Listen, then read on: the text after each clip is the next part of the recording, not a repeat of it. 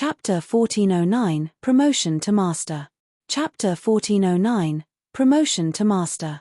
Chapter 1409, Promotion to Master. Why is she calling me all of a sudden? Shifeng was somewhat confused as he looked at Endless Scars' ID. Endless Scars had been a legendary existence in the past. In addition, Midnight Tea Party, the adventurer team she was currently in, had been an existence that even super guilds feared. However, neither Endless Scars nor the Midnight Tea Party had shown any interest in guilds. Hence, Shifeng didn't bother keeping in touch with Endless Scars and the Midnight Tea Party. He never imagined that Endless Scars would take the initiative to contact him now. However, Shifeng did not put too much thought into the matter. He immediately put down his work and accepted the call. Guild leader Black Flame, congratulations. I heard that even the various superpowers are feeling envious over the current Stone Forest town, Endless Scars said sincerely, a faint smile on her face. That's nothing to brag about. Vice Commander Endless is the one who's amazing. You've managed to obtain such a powerful weapon and equipment since I last saw you, Shifeng said as he looked at the dark purple mage robes Endless Scars was wearing in the screen. Currently, although Shifeng could not see Endless Scars' level, the mana surrounding her was actually visible to the naked eye, flickering in and out of existence, which was definitely not an effect that ordinary epic items could create. One could just imagine how powerful the weapon and equipment Endless Scars carried on her body were. To what do I owe this sudden call? It's nothing important, really. I just wish to invite guild leader Black Flame to join me on a quest, Endless Scars said, giggling. As long as you help me complete this quest, I am willing to compensate you with a secret technique tablet. Even if we fail to complete the quest, I'll still compensate you with 5,000 magic crystals. A secret technique tablet? Shifeng was shocked. Secret technique tablets were extremely rare items that the various superpowers in God's domain desperately competed for, as these allowed players to grasp all sorts of powerful combat techniques. Under normal circumstances, nobody would trade away their secret technique tablet. Shifeng found it very hard to imagine that Endless Scars would be willing to use such a rare item as remuneration. Even a bronze secret technique tablet was still quite shocking. If she used it to employ the help of a super guild's peak experts, said super guild would no doubt agree to the request without hesitation. That's right. However, unless you agree to help me, I cannot tell you the exact information of the secret technique tablet. Smiling, Endless Scars prompted, how about it? Are you willing to help me with this small problem, guild leader Black Flame? After giving the matter some thought, Shifeng asked, right now? No. When Shifeng did not agree to her offer right away, Endless Scars could not help but grow confused. Most likely, even super guilds would immediately agree to her request if they were offered a secret technique tablet, yet he was actually hesitating. A lot more preparations need to be done before we embark on the quest. It won't be possible to do so within a short period of time. Alright, then. Shifeng currently had many tasks he still needed to deal with. In addition, there was the ranking competition tomorrow over at the Black Dragon Empire. Gentle Snow had already requested his presence at the event. If he went to help out with Endless Scars' quest now, he was almost guaranteed not to make it back in time for the competition. After all, a quest that forced someone like Endless Scars to ask for help, in addition to using a secret technique tablet as payment, would surely not be a simple one. It would no doubt be impossible to complete quickly. Good. We have an agreement, then. I'll contact you once my side is ready. At Shifeng's reply, a hint of joy appeared in Endless Scars' eyes, her lips curling up slightly. Oh, right, as a bonus, I'll let you in on something. The ranking competition being held in the Black Dragon Empire this time is slightly different. I've heard that the top 3 guilds will receive an invitation to the Secret Pavilion's main headquarters to take part in the Secret Pavilion's internal auction. The Secret Pavilion's internal auction? Shifeng could not help but grow a little excited upon hearing this. As a transcendental existence in the virtual gaming world, the Secret Pavilion possessed countless rare in-game items. However, this was still only the tip of the iceberg. What was truly amazing about the Secret Pavilion was its ability to procure items in the real world that were of great help to a guild's development, such as training slots, data of expert players that could be used in a simulation system, S-rank nutrient fluids, Harmony tea, virtual gaming cabins, and other products. Even first-rate guilds would have a very difficult time procuring these things in large quantities. What more other large guilds? However, the secret pavilion only sold these items in its internal auction. Moreover, the auction was not held in the virtual world of God's domain, but in the secret pavilion's main headquarters in the real world. In the past, those qualified to participate in the secret pavilion's internal auction were first-rate guilds at the very minimum. Guilds of lower status had had no chance of participating in the event whatsoever. Of course, in order to obtain these items, the various large guilds would also have to pay a significant price. The currency used during these internal auctions was not credits but top-tier weapons and equipment, as well as precious in-game items that were generally not sold to the public, either that or magic crystals at the bare minimum. Even coins were not accepted. The internal auction was equivalent to using real-world resources to exchange for resources in God's domain. To Zero Wing, this was indeed an excellent opportunity. S-rank nutrient fluids and virtual gaming cabins were generally not things that could be purchased even if one had the money to do so. Yet, these items were paramount to a guild's development. Even if one was reluctant to part with their resources in God's domain, they would still be willing to part with a considerable portion if it meant obtaining these items. To Shifeng, however, this was wonderful news.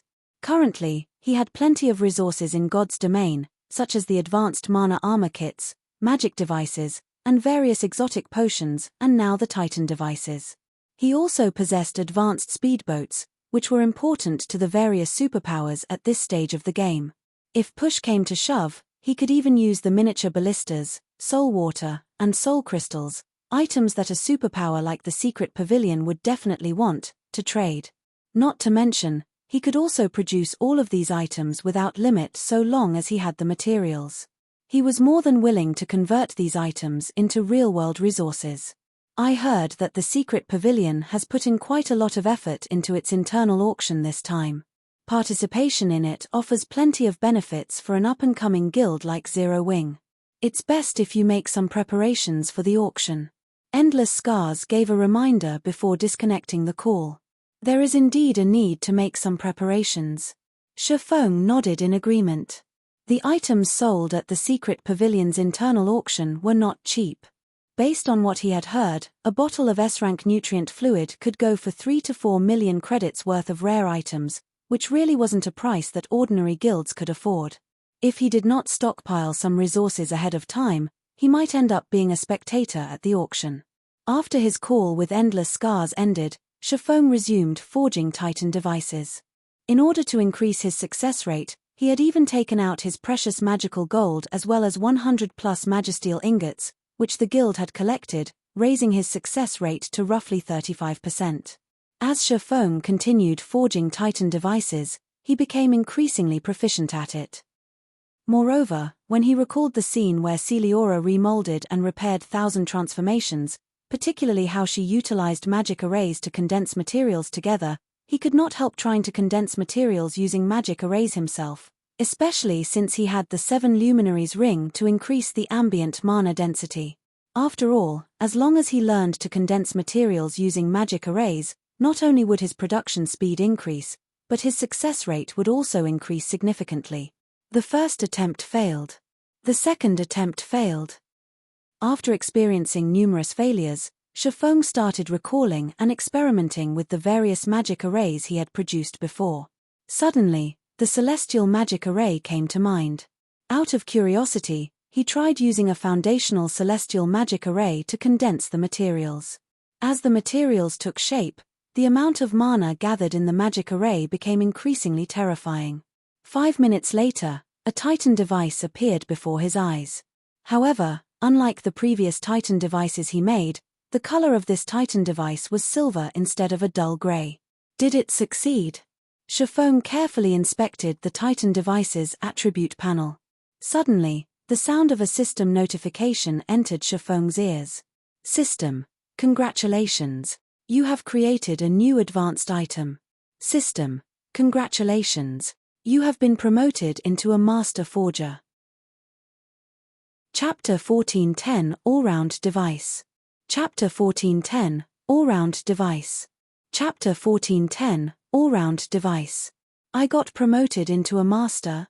Shifeng could not help his confusion as he looked at the system notification. He had long since maxed out his forging proficiency. However, he had not created any new item since becoming an advanced forger, so he had remained stuck at the rank all this time. It never occurred to him that creating a new advanced item would directly promote him into a master forger. With this, he would save a lot of time. Now that Shifeng had truly been promoted into a master forger, he could retrieve the master forger's insignia and further improve his production success rate. He could also start learning foundational forging skills, which were reserved for master forgers. These foundational forging skills were of great help to master forgers in creating new items. For example, there was material analysis, which allowed master forgers to analyze material to get a better idea of what materials would complement it. Aside from that, there was also attribute analysis, which allowed master forgers to produce weapons and equipment tailored to a particular player, allowing the said player to exert more of their actual strength. Due to the existence of these skills, master forgers enjoyed a much higher status than advanced forgers. There's no reward notification for becoming a master forger. Could someone else have become a master forger already? Shifeng felt slightly surprised as he took a look at the system notification once more. Reaching the master rank was not easy for lifestyle players, especially in the top 3 most popular lifestyle classes. A lot of effort was needed to do so. Even Cream Cocoa and the others, people supplied with all sorts of precious resources, had yet to become master forgers. Meanwhile, he had only managed to become a master forger so quickly due to his luck. He never imagined that there would actually be someone who had become a master forger even sooner than he did. However, Shifeng did not dwell on the matter. There were plenty of talents in God's domain. There was nothing strange about someone becoming a master forger ahead of him. After his joy from becoming a master forger faded, Shifeng shifted his gaze to the silver device sitting atop his workbench. Before, due to his excitement, he had completely neglected to inspect his creation. What amazing attributes! Shifeng's eyes glowed as he looked at the attribute panel displayed before him. Not only did the silver device increase the user's surrounding mana density by an additional 20% when compared to the Titan device, but it also amplified basic attributes. Although it only increased the user's basic attributes by 5%, this was still a rare bonus. After all, the Titan device was originally a tool specifically meant to counter low mana density environments. Now that it also increased all of its users' basic attributes by 5%, using it was equivalent to equipping an additional advanced mana armor kit. System, please give the advanced item a name. You may also leave your personal mark on this item. Since it increases both attributes and the environmental mana, let's call it the all-round device. After giving the matter some thought, Shifeng wrote down the new name for his creation. With this, he could make as many copies of the forging design as he wished. However, he would allow only those who had become master forgers to attempt forging the all-round device. After all, the difficulty of forging his creation was slightly higher than that of the Titan device. It would be a miracle if an advanced forger could attain even a 10% success rate. After becoming a master forger, Shifeng did not immediately continue forging all-round devices. Instead, he made a trip to the Forging Association to collect his master forger's insignia. While he was at it, he also spent 20 gold to learn material analysis and attribute analysis. Master forger's insignia, dark gold rank item. Increases production speed by 20% and production success rate by 3%. User restriction, Yifeng. Cannot be dropped. With the Master Forger's insignia, not only did he take less time to forge the all-round device, but his forging success rate also increased considerably. In addition, due to him being the creator, he also received a slight bonus to his production success rate. Now, even without the support from materials like the magical gold, he still achieved a 40% success rate. On average, he could produce 2 all-round devices out of 5 attempts. With this, the cost of the all-round device was directly halved to only 6 gold. Moreover, The EXP awarded for successfully forging an all-round device was much higher than that for the Titan device. Each success awarded EXP equivalent to a chieftain of the same level. Meanwhile, Shifeng took roughly 15 minutes to successfully produce one all-round device, essentially spending 15 minutes to kill a chieftain of the same level. Although the efficiency was slightly poor, he could keep producing the all-round device as long as he had sufficient materials. This would be equivalent to him continuously killing chieftains of the same level, something rarely possible out in the fields. Overall, Shifeng's experience bar skyrocketed. Following which, Shifeng forged one all-round device after another, passing more than half a day unawares. Meanwhile, he also reached 76% of level 57. As long as he continued forging the all-round device for another day, he would reach level 58.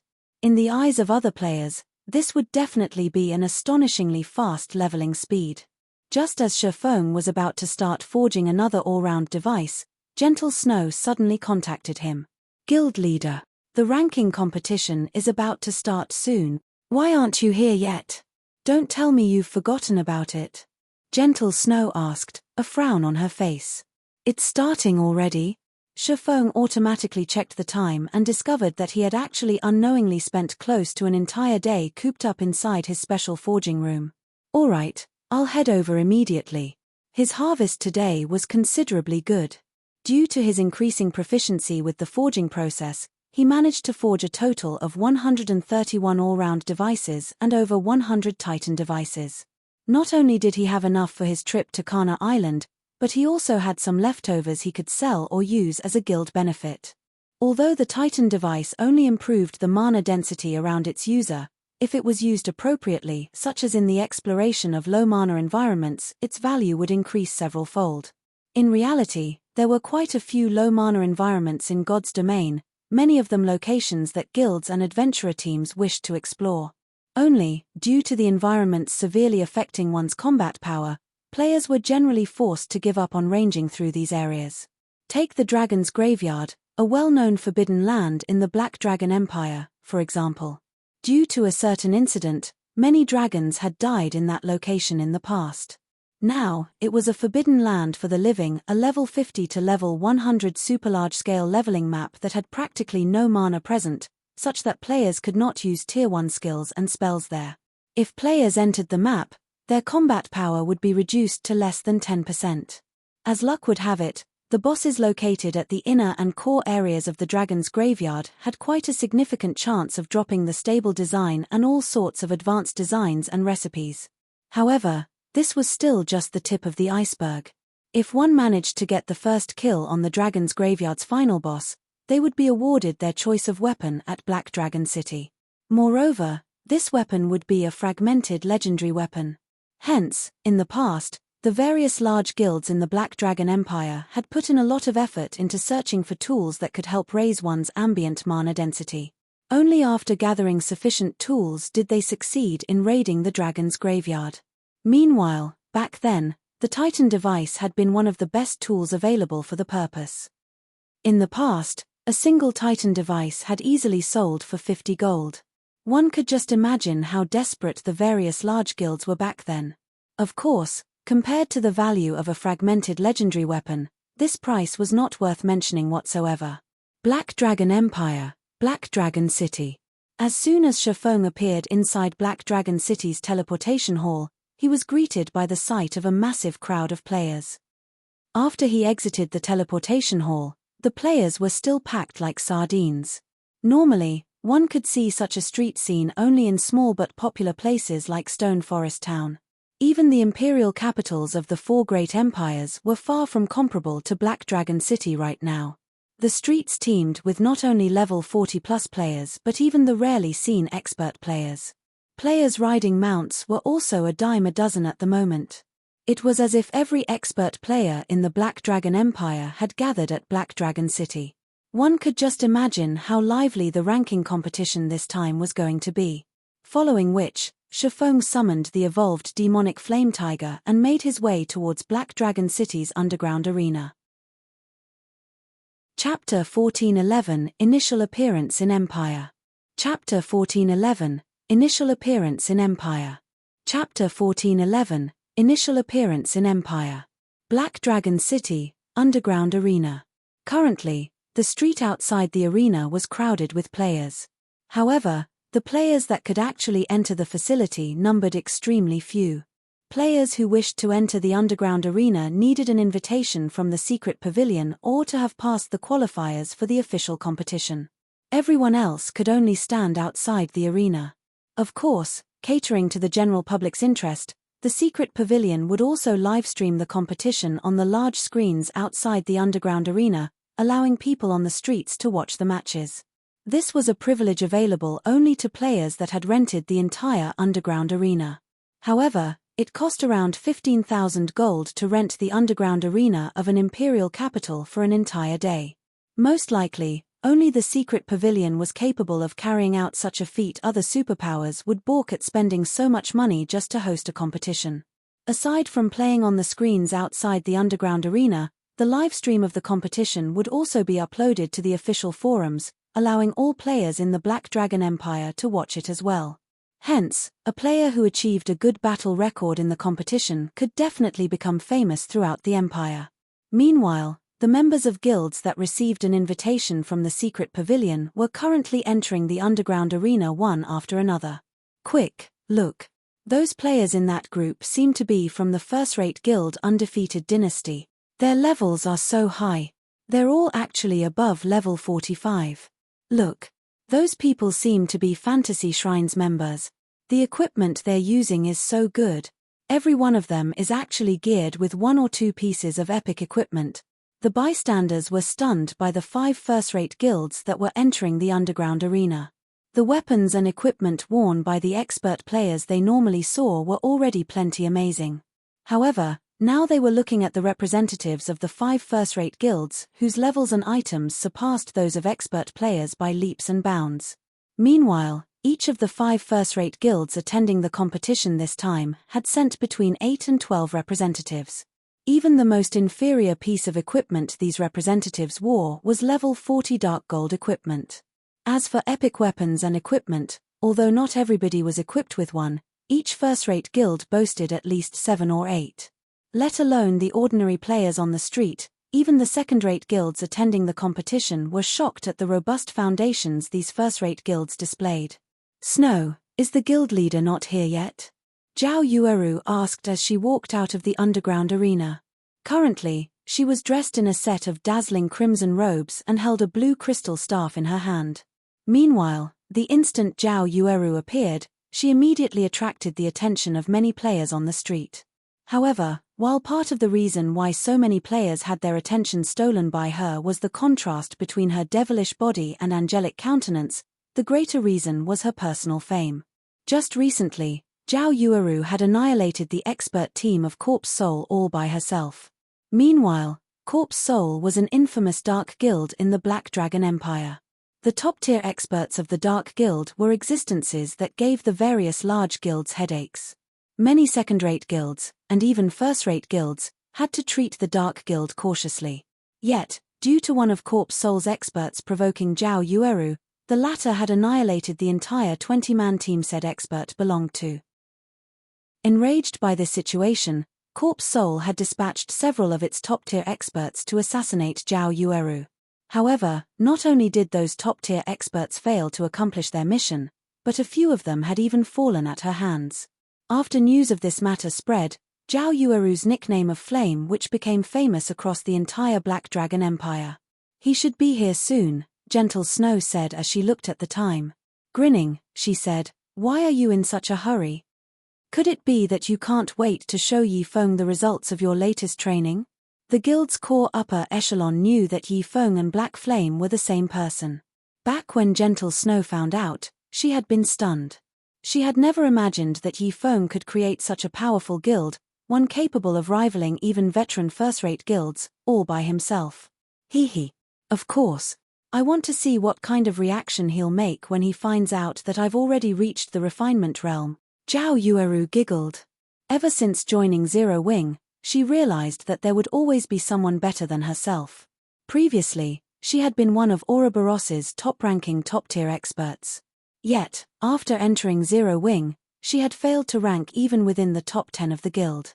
However, now that she had become a refinement realm expert, she was confident of entering the top 10 of Zero Wing and instantly reaching the level of peak experts like Fire Dance, Violet Cloud, and Aqua Rose. While Gentle Snow and Zhao Yueru were chatting, another team of players walked out of the entrance of the underground arena. These players all sported a crimson flame emblem, the symbol of the Crimson Castle Guild, one of the guilds that frequently clashed with Zero Wing's branch guild, which Gentle Snow managed. Although Crimson Castle was only a second-rate guild, Nine Dragons Emperor secretly supported it. Crimson Castle had also allied with a few other second-rate guilds, hence, the guild's strength was not one bit inferior to that of first-rate guilds. Guild leader Snow, long time no see. I never thought that you would be interested in the ranking competition as well. It seems the competition this time is going to be interesting, Crimson Fox, the guild leader of Crimson Castle, said, smiling as he walked up to Gentle Snow. Aren't you here as well, guild leader Crimson? Gentle Snow said. She could not help but feel a little surprised as she looked at Crimson Fox and his entourage. Currently, Crimson Fox had already reached level 45, and the majority of his equipment were dark gold rank. As for the weapon he carried and the top he wore, Gentle Snow could not determine their quality due to their glow effects having been hidden. However, she could tell that they were either epic rank or epic growth type weapons and equipment. Meanwhile, similar to Crimson Fox, the other members of Crimson Castle were all level 45. The weapons and equipment they possessed nearly rivaled Crimson Fox's. Aside from these players, Gentle Snow had also spotted two cloaked players among Crimson Castle's team. Although she could not see the levels and equipment of these players, the pressure she picked up from them was much greater than even the pressure Crimson Fox exuded. Guild leader Snow, neither of our guilds were able to achieve a clear victory in our previous war with each other. Are you interested in settling our dispute through the ranking competition this time? Crimson Fox said, a sly smile on his face. How do you want to compete? Gentle Snow asked. We'll compete using our guild rankings in the competition this time. Whoever places higher will be the winner. Meanwhile, whoever loses will give up on Hidden Fog Town. How about it? Crimson Fox suggested. As Crimson Fox had deliberately spoken in a very loud voice, everyone on the street heard his words. What's going on? Is Crimson Castle planning on competing with Zero Wing? As expected of large guilds, they're actually using a town as a wager. I wonder if Zero Wing will dare to accept the challenge? If Zero Wing is afraid of accepting even such a small challenge, what qualifications does it have to participate in the ranking competition? At this moment, everyone could not help but turn to look at Gentle Snow and Crimson Fox. In regard to this situation, Gentle Snow also hesitated to decide. Hidden Fog Town, a dark town located in the vicinity of Lake Heart City, had a mithril vein. Conquering Hidden Fog Town was equivalent to obtaining the mithril vein, which would greatly help in a guild's production of weapons and equipment. Only, due to Zero Wing and Crimson Castle's inconclusive war over this dark town, neither guild had managed to capture it thus far. While Gentle Snow was hesitating, a deep voice resounded throughout the entire street before the underground arena. Okay, Zero Wing agrees to your conditions. Immediately, every player on the street shifted their gaze to the source of the voice. In the next moment, a majestic monster with its paws covered in flames and lightning stalked into the crowd, radiating an indescribably heavy pressure. This monster was none other than the evolved demonic flame tiger. In terms of strength, it surpassed even a lord of the same level. Not to mention elite players, even expert players would have to run for their lives if they encountered the demonic flame tiger as an opponent. Meanwhile, upon seeing the demonic flame tiger, the players standing in its path moved to the side automatically, wearing dumbfounded expressions. What kind of mount is that? How is it giving off such intense pressure? Who is that person? Chapter 14:12 All parties alarmed. Chapter 14:12 All parties alarmed. Chapter 14:12 All parties alarmed. And you are. Crimson Fox could not help but grow confused as he watched Shifeng approach his location. Currently, Shifeng was wearing a black cloak, so Crimson Fox could not see his appearance and level at all. However, based on the deadly threat Crimson Fox sensed from the demonic flame tiger, he could tell that Shifeng was definitely not your run-of-the-mill expert. Everyone present similarly shifted their gazes to Shifeng, curious to find out Shifeng's identity. In the next moment, Shifeng removed his black cloak, displaying his disguise as Black Flame. Currently, he was fully garbed in black, light armor sporting dark blue magical patterns. At his waist hung two exquisite long swords. The mana enveloping his body was also much denser than the ambient mana. Meanwhile, those within range of Shifeng's aura felt as if they were standing before a humanoid beast right now. His Black Flame. You mean the Black Flame with the nickname of Sword King? Yes. I am absolutely sure of it. I've watched his battle videos before. I never imagined he would actually come to spectate this competition. Crap. Just what kind of equipment is he wearing? The mana surrounding his body feels so dense. A few players familiar with Black Flame immediately recognized Shifeng's identity. A huge commotion promptly broke out on the street as everyone started discussing Black Flame. In Starmoon Kingdom, everyone was familiar with Black Flame's name. However, aside from merchant players, most players rarely paid attention to matters relating to other kingdoms and empires. If not for the God's Domain experts list having recorded Black Flame's name, ordinary players would most likely have no idea who Black Flame was. Guild leader. At this moment, Gentle Snow's eyes were filled with surprise as she looked at Shifeng. Although she had long since known that Shifeng improved rapidly, she never imagined that it would be this fast. It had only been a short time since the last siege war at Stone Forest Town ended. Yet, compared to the pressure she felt from Shifeng back then, the pressure he gave off now was superior by leaps and bounds. Meanwhile, the upper echelons of the various large guilds present on the street were likewise shocked by the pressure from Shifeng. So this is Zero Wing's guild leader? It seems the rumors about him are true after all. He really is a monstrous existence. Fortunately, the ranking competition forbids guild leader and vice guild leader characters from participating. Otherwise, Zero Wing would definitely be the dark horse of this competition. The upper echelons of the various large guilds inwardly celebrated as they looked at Shifeng. If the secret pavilion allowed someone like Black Flame to participate in the ranking competition, Zero Wing would be unstoppable. In the entire Black Dragon Empire, most likely only the Dragon Phoenix Pavilion possessed experts capable of contending against Black Flame. As Shifeng approached the members of Crimson Castle on the demonic flame tiger, the aura he exuded also grew increasingly powerful. Even the space around him started to stagnate. Meanwhile, those subjected to his aura felt an indescribable pressure bearing down on them, discomfort overwhelming their bodies. Sword King Black Flame? Initially, Crimson Fox also revealed a shocked expression at his taste of Shifeng's presence. Very quickly, however, he calmed down and smiled, saying, "Since guild leader Black Flame has already said so, whichever one of our two guilds ranks lower in this competition will have to give up on Hidden Fog Town." Naturally. Shifeng nodded. With guild leader Black Flame's word, I can rest assured now. I still have other matters to attend to, so I will not take up your time, guild leader Black Flame. Upon hearing Shifeng's answer, Crimson Fox revealed a delighted smile. He immediately turned around and walked back into the underground arena.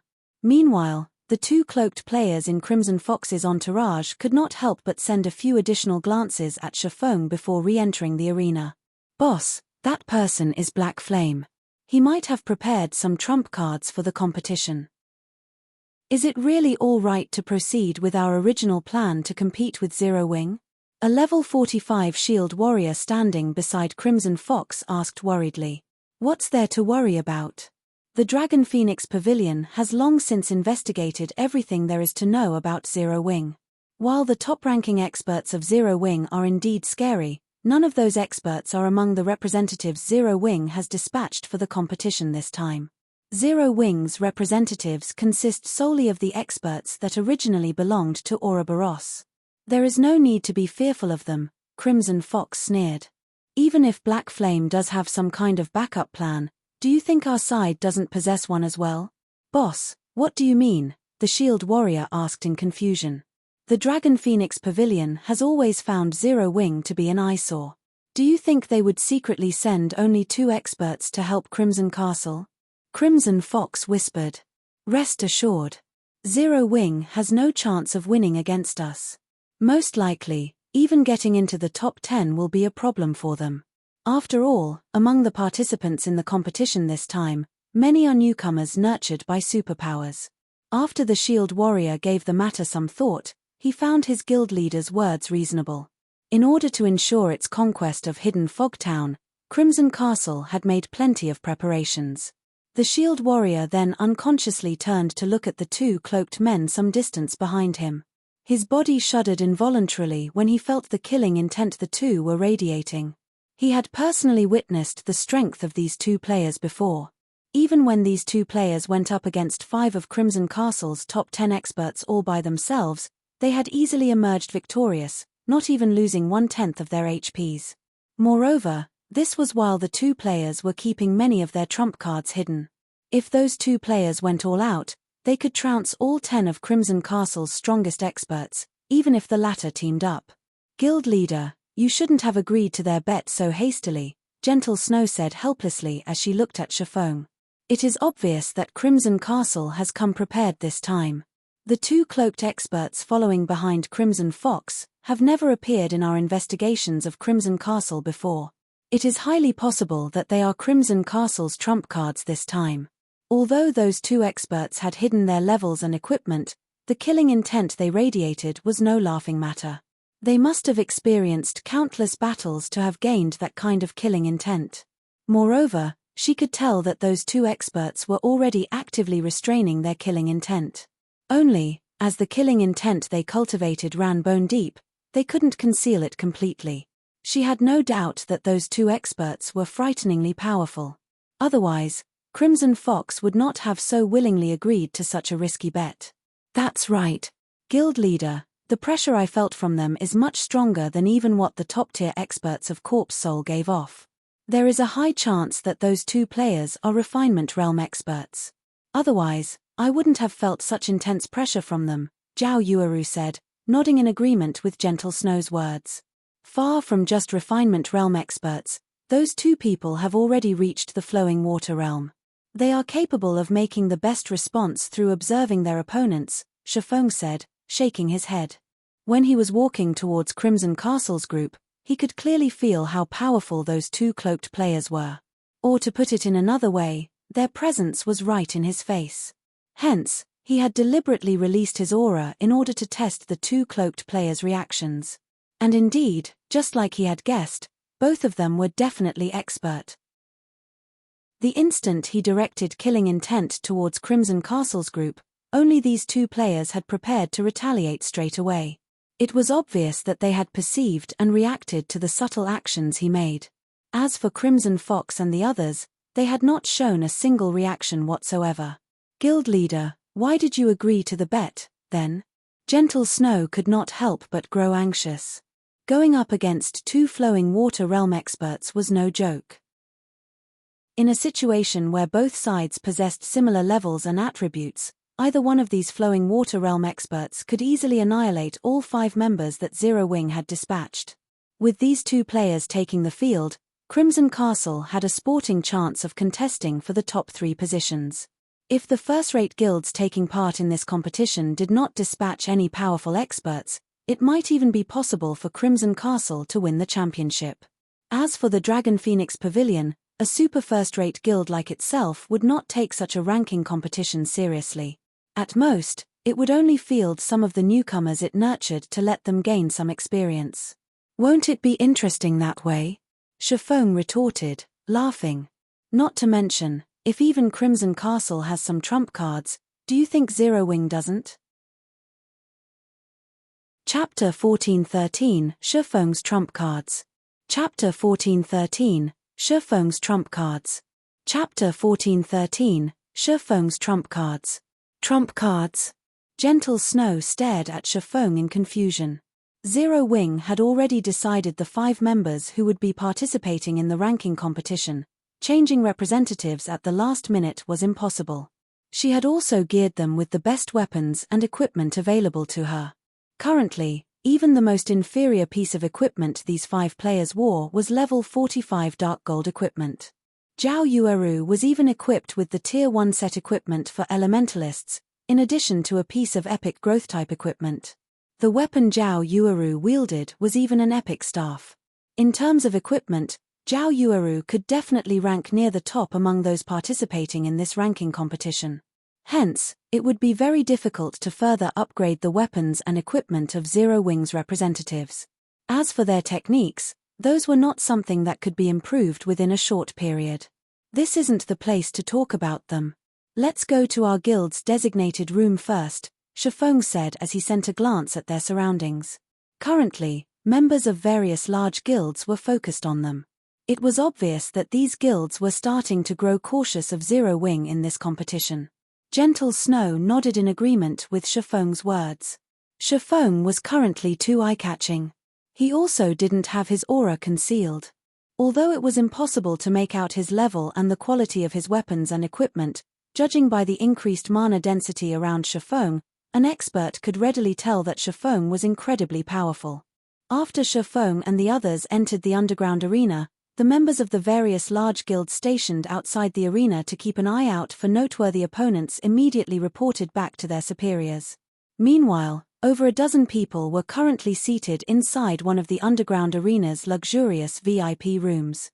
Even the lowest leveled player among these people was level 45, while the highest even reached level 46. The dark gold equipment they wore were also of a style. These were obviously set equipment. At this stage of the game, even first-rate guilds had trouble collecting one set of level 45 dark gold set equipment, yet there were actually 6 sets here. Seated in the front of this group of players were a man and a woman. These 2 people were none other than 9 Dragons Emperor and Phoenix Rain. Although both of them were representatives of the Dragon Phoenix Pavilion, they sat on different sides of the room, each of them leading a group of newcomers they'd cultivated on their own. The newcomers of each side also faced their counterparts as if they were mortal enemies. They looked nothing like members of the same guild. To the various large guilds, the ranking competitions hosted by the Secret Pavilion were a good opportunity for them to raise their fame. To the various superpowers, however, these competitions were merely amusements. After all, even without doing any publicity, everyone was already familiar with their guilds.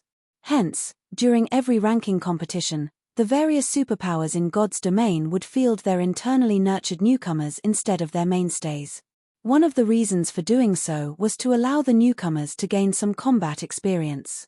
The second reason was to let the public know just how powerful the newcomers they nurtured were. Interesting. Zero Wing's black flame has come as well? 9 Dragons Emperor's lips curled up slightly when he read the report that just came in. He actually agreed to Crimson Castle's wager. It seems he's pretty confident in his own guild members. Pavilion Master, should we supply a few more epic items to Crimson Castle? Martial Dragon whispered. No need. The helpers and items we've provided Crimson Castle are already enough to defeat Zero Wing, 9 Dragons Emperor said, shaking his head. Sneering, he continued, however, tell the others to go all out against Zero Wing's members. Make sure to give them a beating. Let the players of the Black Dragon Empire know just what kind of guild Zero Wing is. He hated Zero Wing down to the bone. If not for Phoenix Rain's partnership being known by all in the Dragon Phoenix Pavilion, which prevented him from publicly mobilizing the pavilion's forces against Zero Wing a second time, he would have long since trampled Zero Wing's branch guild. He wouldn't have let the branch guild survive until now. However, as long as Crimson Castle won its bet and secured Hidden Fog Town, Zero Wing's branch guild's days would be numbered. Hidden Fog Town did not only possess a small mithril vein but was also located in Sky Fog Valley, a resource-rich map as well as the most important level 50 to level 70 map in the Lake Heart City region. As long as Crimson Castle obtained Hidden Fog Town, it would have absolute control over Sky Fog Valley. Moreover, the several second-rate guilds Crimson Castle was allied with could easily gather at the guild town. Then, as long as Zero Wing's members dared to set foot into Sky Fog Valley, they would not get out alive. Furthermore, without the resources of Sky Fog Valley, Zero Wing's development at Lake Heart City would definitely slow down. Sooner or later, Crimson Castle would surpass Zero Wing and chase it out of Lakeheart City. Meanwhile, even if the upper echelon of the Dragon Phoenix Pavilion were to find out about this matter, they would not say anything about it. After all, Nine Dragons Emperor did not personally take action. Understood. Marshal Dragon nodded. He then proceeded to make the necessary arrangements. Inside one of the rooms that the secret pavilion prepared for the various invited guilds. Guild leader, the competition is about to start soon. Just what do you want to show us? Zhao Yueru asked curiously. At this point, it was already impossible for them to further increase their combat power unless they took the equipment of Aqua Rose and the guild's other peak experts. However, that was obviously out of the question. Aside from that, Zhao Yueru could not think of anything else that could possibly increase their strength within such a short time. First, eat these, Shifeng said as he took out one moonlight fruit after another from his bag. The moonlight fruit was a treasure he had harvested from the Dark Canyon. When consumed, it would permanently improve the user's physique by 2%. A player could consume a maximum of 5 moonlight fruits, permanently improving their physique by 10%. He had only obtained a little over 100 moonlight fruits from the Dark Canyon. After distributing some to Aqua Rose and the others who had reached level 50, he had only 83 left. Guild leader, how did you manage to get your hands on these things? Shock filled Gentle Snow's eyes when she read the moonlight fruit's introductory text. She had never even heard about a fruit capable of permanently increasing a player's physique, much less seen one. Such a fruit could easily sell for thousands of gold. Nevertheless, Shifeng took out 30 moonlight fruits, including a portion for her. I got them from the secret land my promotion quest transported me to. Make sure not to tell anyone about them. Shifeng did not hide the origin of the moonlight fruit, as everyone present was a trusted aide of Gentle Snow. Moreover, he was also familiar with their personalities. In the past, these top-tier experts of Ouroboros were all very famous in Starmoon Kingdom. Besides Zhao Yueru, the others participating in the ranking competition this time were Fierce Snake, Windmill, Wild Bone, and Negative Life. Fierce Snake was a level 45 berserker while Windmill was a level 45 summoner, both of them former members of Ouroboros's 12 apostles. As for Wild Bone, he was a level 45 shield warrior and was previously Ouroboros's third-ranking shield warrior. Lastly, Negative Life was a level 46 ranger. In terms of talent, he was inferior only to Soaring Snake, the leader of the 12 apostles. Only, as he had entered the virtual gaming world a lot later than Soaring Snake, his combat standards had been inferior to Soaring Snake's. However, after receiving various resources from Zero Wing, his combat standards had improved rapidly. Right now, he was already close to rivaling Minor Wind in terms of combat standards. These people had stayed by Gentle Snow's side all this time, so Shifeng was not afraid word of the moonlight fruit would leak out. These moonlight fruits are amazing. I can already feel my combat power increasing by at least 10%, Zhao Yueru exclaimed in surprise after consuming 5 moonlight fruits and carefully sensing the changes to her body. As for everyone else, due to their deficient standards, their combat power had only increased by 5% or so. Alright, don't get too excited yet. Just a 10% increase to your physique won't be enough to make up for the gap in techniques. Next up, wear these, Shifeng said as he began taking out epic items from his bag one after another, placing a total of 6 on the table. A portion of these epic items was loot from Heaven's Burial, while the rest came from boss drops and quests. Guild leader, did you rob a kingdom's treasury? Zhao Yueru's eyes widened when she saw the epic items on the table. The others were likewise stupefied by this scene. While they all knew that Zero Wing's foundations were extraordinary, they had never thought that the guild could still bring out so many epic items for them to use. Right, Yueru, how much intelligence and strength do you currently have? Shifeng asked. My intelligence is at 1,370. As for my strength, it's at 400, Zhao Yueru stated proudly. These attributes were considerably high for an elementalist of her level. That should be barely enough, Shifeng muttered after some mental calculations. He then started taking out attribute gemstones and a skill book for a tier 1 passive skill that increased the user's strength attribute. First, Equip these Tier 3 gemstones. After you're done, wear the magic devouring charm and Eye of Arnos. Zhao Yueru was rendered speechless when she heard Shifeng's comment that her attributes were barely enough. However, she still obediently equipped the attribute gemstones and the 2 pieces of epic equipment and learned the Tier 1 skill. How are your intelligence and strength now? Shifeng asked. My intelligence is at 1590, and my strength is at 614, Zhao Yueru replied, feeling greatly elated. Good. Then temporarily set aside that staff of yours and use this one for the competition, Shifeng said as he handed Frostflame's Wrath to Zhao Yueru. Chapter 14:14 Competition starts. Chapter 14:14 Competition starts.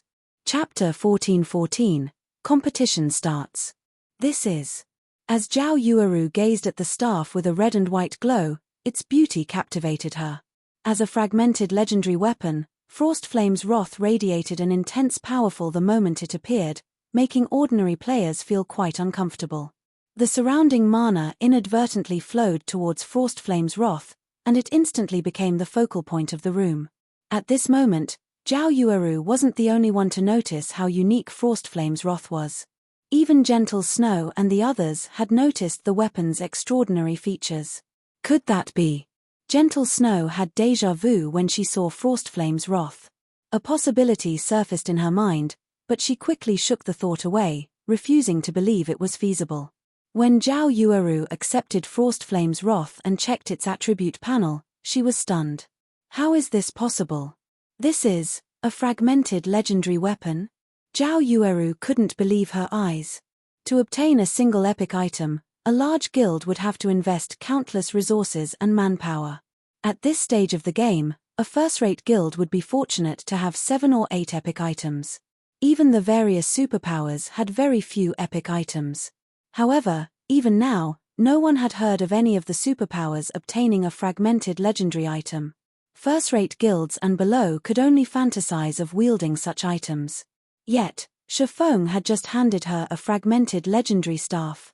She even began to wonder if Shifeng had a few hidden backers. You need to keep this staff a secret.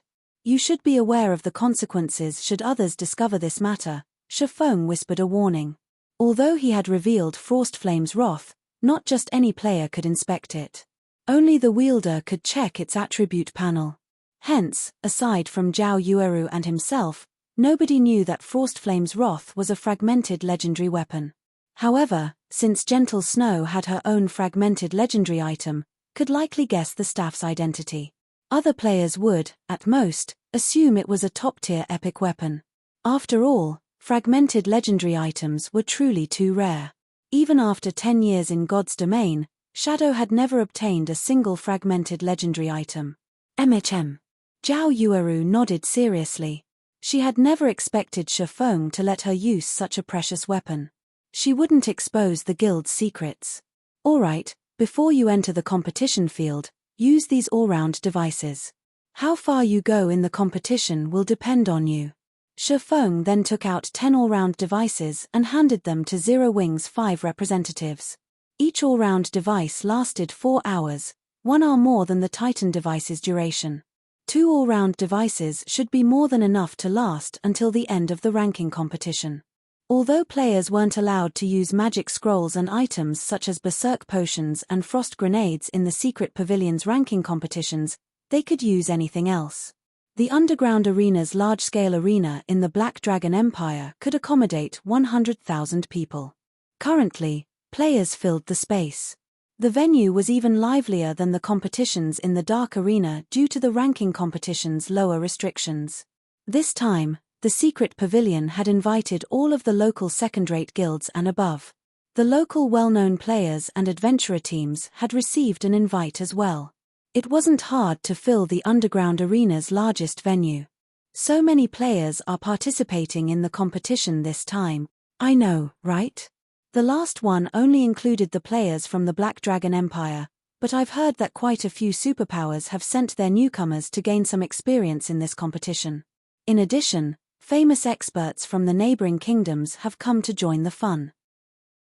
The secret pavilion has doubled the number of official slots in the competition. Now, a total of 6,400 people can take part. Many of the top 100 players from the previous competition will likely lose their spots. Ha ha ha. Our 100 Beast Adventurer Team's commander and vice commander will definitely rank among the top 200. We'll be able to rank among the top 30 adventurer teams in the Black Dragon Empire. Top 200. Your commander only ranked 40th during the last competition. He'll be lucky to make it into the top 500 this time. I heard that even the FFF Adventurer team is only aiming to get 2 people into the top 100. After all, the newcomers from the various superpowers are terrifying.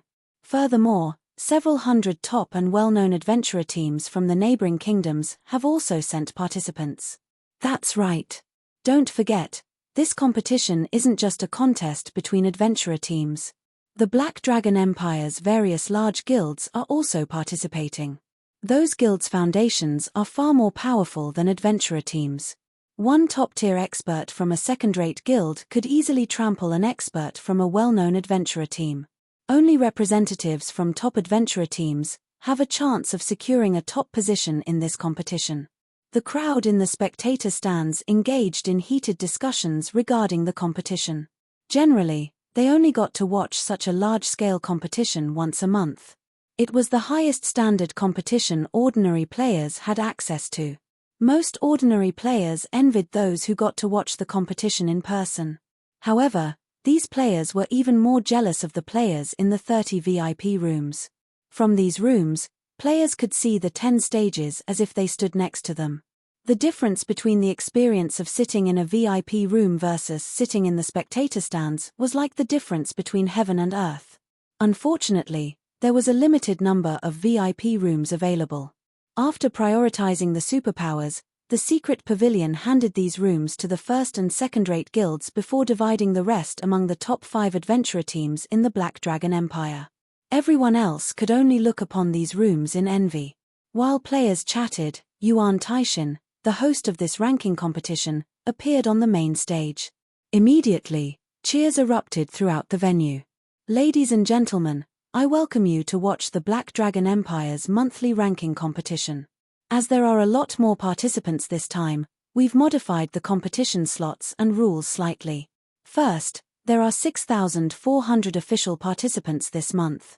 These participants will be categorized into 10 stages. Each participant will fight in 30 matches. The system will randomly determine these matches' competitors. Each victory will grant 1 point. In the end, the top 100 participants of each stage will move on to the competition's main phase. During the main phase, guilds and adventurer teams that rank within the top 3 of their respective categories in terms of average strength will receive an invitation to the secret pavilion's internal auction.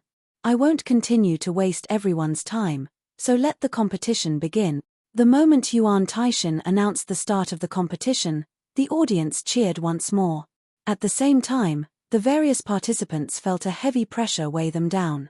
They hadn't realized that the first phase alone would eliminate 5,400 players. Every one of the 6,400 participants was an expert, yet so many people would be eliminated so quickly. This competition would be far crueler than the previous events, which had only included 3,200 players. After Yuan Taishin finished speaking, the system began to distribute the 6,400 participants randomly into 10 groups. Each group had 640 participants.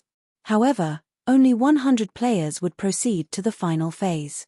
The various guilds and adventurer teams' ranks would be determined based on their average results during this final phase. Ha ha ha. Zero Wing is pretty lucky. All 5 of its representatives have been selected for the competition's 2 death groups. Ranking among the top 50 won't be a problem, not to mention ranking among the top 10 guilds in the Black Dragon Empire. Crimson Fox could not help but laugh when he saw the system-generated lists, sneering as he glanced at the VIP rooms above him. Chapter 14:15 Who has bad luck? Chapter 14:15 Who has bad luck? Chapter 14:15 Who has bad luck? The screens above the 10 stages displayed the participants' numbers in each group. Of course, the various major powers had already investigated the noteworthy participants. The moment the system finished forming each group, they located the noteworthy participant stages. The participants for the third and fifth group are amazing. Isn't number 29 Falling Flowers, the 10th ranked swordsman in the Purple Thorns Empire? Crap. Thorny Language, one of the experts that ranked within the top 100 in the previous competition, is number 1514. The spectators talked among themselves when they saw the name lists on the screens. Group 3 and 5 received the most attention. These two groups contained 1/3 of the players who had been predicted to rank among the top 100 this time. The battles in these two groups would be very intense. When Gentle Snow saw the lists from her VIP room, her expression darkened. Among Zero Wing's 5 representatives, 2 had been assigned to Group 3, and 3 were in Group 5. It wouldn't have been a problem if these groups had slightly more experts than the others, but that clearly wasn't the case. Among the Superpowers newcomers, 13 were in Group 3, and 19 had been assigned Group 5. These two groups alone included more than half of the newbies from the various superpowers. In addition, each of these two groups had over a dozen representatives from first-rate guilds. They also consisted of many players from the various top adventurer teams. Overall, these people had taken roughly 90 slots among the two groups. There were also the various independent experts from the Black Dragon Empire and the neighboring kingdoms. Who knew if dark horses hid among these independent experts? Group 3 and 5 were death groups. Aside from Zhao Yueru, Zero Wing's representatives would have a difficult time qualifying for the competition's final phase. If they encountered one of the seeded participants or one of the Superpowers newcomers, they would have to endure an arduous battle. Points would be awarded to guild representatives who made it into the final phase. These points would be used to calculate each guild's rank. Aside from superpowers, which wouldn't be included in the guild rankings, each guild had 5 representatives. Naturally, the more qualified representatives a guild possessed, the greater its advantage would be. Unless 3 or more of Zero Wing's representatives made it to the final phase, it would be at a disadvantage against Crimson Castle. Furthermore, Crimson Castle had 2 Flowing Water Realm experts. Those 2 experts were almost guaranteed to rank quite high during the final phase. Relax. None of them should have any problem qualifying for the next phase, Shifeng reassured, chuckling when he noticed Gentle Snow's worried look. While there were many experts in Group 3 and 5, Zhao Yueru and the others were no weaklings. Their weapons and equipment ranked among the best in this competition. In addition, they had equipped the all-round device. They had no reason to fear anything less than a refinement realm expert. Shifeng's confidence rendered Gentle Snow speechless. If this were an ordinary competition, she wouldn't mind losing. In fact, this was a good opportunity for Zhao Yueru and the others to gain combat experience. However, the development of Zero Wing's branch guild was on the line. If they succeeded, it would further the branch guild's progress in the Black Dragon Empire, enabling it to contend with the 5 first-rate guilds in the empire.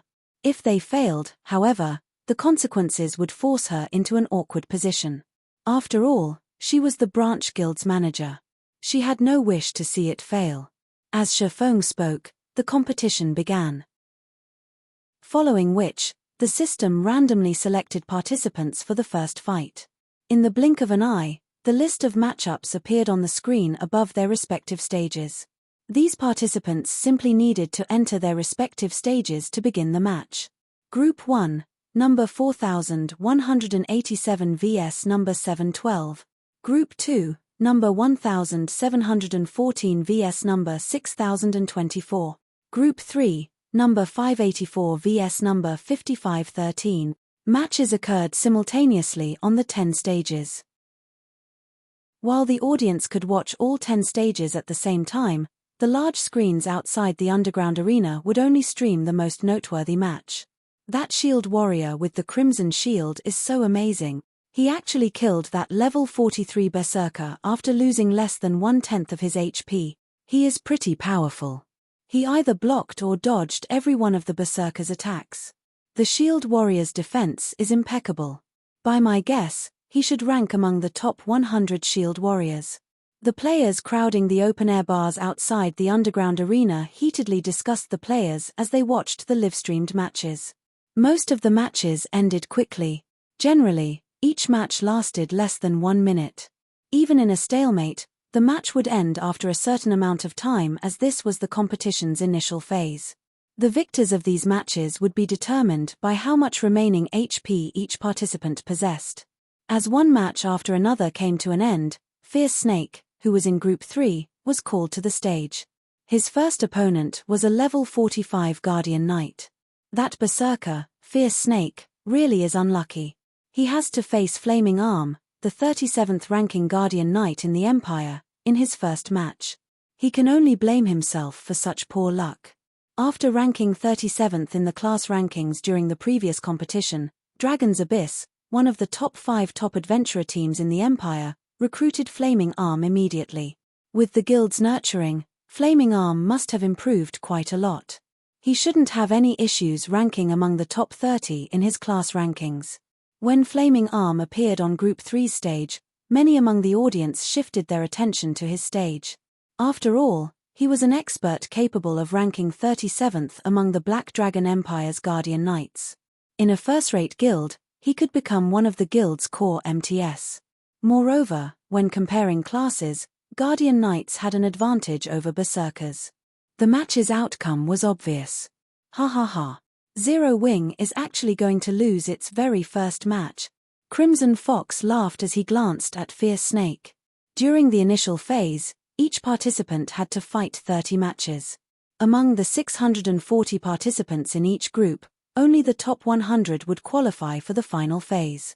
Based on previous ranking competitions and the intensity of this competition, players' likelihood of qualifying for the final phase was quite low, even if they won 26 of their 30 fights. Only those who win 27 matches were guaranteed to qualify. If Fierce Snake lost his very first match, he would have to win 27 of his 29 remaining matches. Such a feat would be ridiculously difficult. Crimson Fox was also quite familiar with Fierce Snake's strength since he was one of the top-tier experts in Zero Wing's branch guild. Crimson Castle had investigated the Berserker thoroughly. Based on the reports, Fierce Snake would only rank among the top 70 Berserkers in the Empire. Normally, he wouldn't have any trouble qualifying for the final phase. Unfortunately, too many experts were participating in the competition this time. Fierce Snake had also been assigned to one of the 2 death groups. Now, he had to face Flaming Arm in his very first match. As a result, his chances of qualifying for the final phase had dropped. On Group 3's stage, Fierce Snake and Flaming Arm stared each other down. "You must have crap luck to encounter me in your first match. Well, are you going to leave the stage willingly? Or do you want me to throw you out?" Flaming Arm snickered at the stern-looking Fierce Snake. Any ordinary expert would normally forfeit a match against him to save their strength for the following matches. If they fought him and revealed their trump cards, only to suffer defeat in the end, they'd pay for it in the following matches. "Our luck hasn't yet been determined," Fierce Snake said, chuckling. "You overestimate yourself." Flaming Arm's gaze sharpened when he heard the bell signal the start of the match. Without hesitation, he activated his Berserk skill, growing significantly larger. Raising his shield, he charged at Fierce Snake. Chapter 1416 Initial Appearance. Chapter 1416 Initial Appearance. Chapter 1416 Initial Appearance. When Flaming Arm was less than 10 yards away from Fierce Snake, he shouted abruptly. Suddenly, his body released a golden glow. Divine swords began to appear around him, rotating as he moved. Tier 1 skill, Divine Storm. When activated, the skill would deal divine damage to all enemies within an 8-yard radius 3 times. Each attack contained 130% of player's strength and dealt 200% weapon damage. Flaming Arm is merciless. He's using his signature move right off the bat. Signature move? While it looks like he's trying to finish his opponent off with Divine Storm, in reality, he's only using it to trick his opponent into defending themselves or dodging his attack. When his opponent has lost the power to resist, he'll finish them off with Divine Adjudication. Divine Adjudication is an unavoidable skill, and Flaming Arm has relied on it to pass the initial phase during previous competitions. A few participants who were familiar with Flaming Arm could not help but pity Fierce Snake. Although Flaming Arm was a Guardian Knight, he had dumped the majority of his free attribute points into his strength. Moreover, his gemstones were all strength-based. He operated more like a DPS player than an MT. Flaming Arm's strength could even rival top-tier berserkers of the same level. Even his berserk skill was strength-based, increasing his strength by 100%. Not even a top-tier berserker of the same level could compete with Flaming Arm once the Guardian Knight activated his berserk skill. Seeing the enemy Guardian Knight charge towards him fearlessly, Fierce Snake activated Power of Darkness, and faint layers of dark fog swirled around his body. He then rotated as he swung his great sword horizontally. Whirlwind slash. Immediately, a black tornado dominated Group 3's stage. What a fool. Flaming Arm sneered as he put even more power into his charge. When the black tornado and the golden tornado clashed, a powerful shockwave tore through the stage. When the tornadoes scattered, everyone watching was stupefied. Impossible. He blocked Flaming Arm's attack. How high is Fierce Snake's strength? Flaming Arm was a Guardian Knight famed for his strength. Very few players had ever blocked his signature move, but if an opponent could block the first assault and retain their stance, Flaming Arm would lose his opportunity to follow up with divine adjudication. Flaming Arm's expression hardened as he glared at his opponent. During the previous collision, Fierce Snake had only been forced to retreat by one step. On the other hand, he had taken 3 steps back. He had also lost over 500 HP. The difference between their strengths was obvious. How is his strength so high? Flaming Arm refused to accept this. To help him score well in the competition, his adventurer team had lent him a set of epic braces, which boosted his strength considerably. With these braces equipped, he was even confident of securing one of the top 100 positions. Yet, he had lost to an unknown berserker's strength. This all-round device the guild leader had me equip is amazing. Fierce Snake couldn't help his shock when he saw his skill completion rate. In truth, his strength attribute was only slightly higher than Flaming Arm's. The main reason behind the outcome of that clash was his whirlwind slash completion rate. He had achieved a 90% completion rate with his counterattack. This was the first time he had executed whirlwind slash so smoothly. As long as a skill's completion rate rose past 85%, every 1% increase would boost the attack's power. Upon reaching 90%, the skill would undergo a qualitative transformation. It was only natural that Flaming Arm had difficulty blocking his attack. Since I can't overcome his strength, let's see who lasts until the end. Flaming Arm calmed very quickly. Immediately, he activated Protection Blessing. Then, while disregarding his defense, he attacked Fierce Snake ruthlessly, intent on exchanging blow for blow. Protection Blessing halved the damage he received. Even if there was a difference in strength, he had the advantage in an exchange of blows since berserkers didn't have any skills that reduced incoming damage. As everyone assumed that Fierce Snake would dodge Flaming Arm's attacks, the man rushed forward to meet the Guardian Knight in battle rather than retreating. Is his brain broken? He clearly has the advantage in this fight.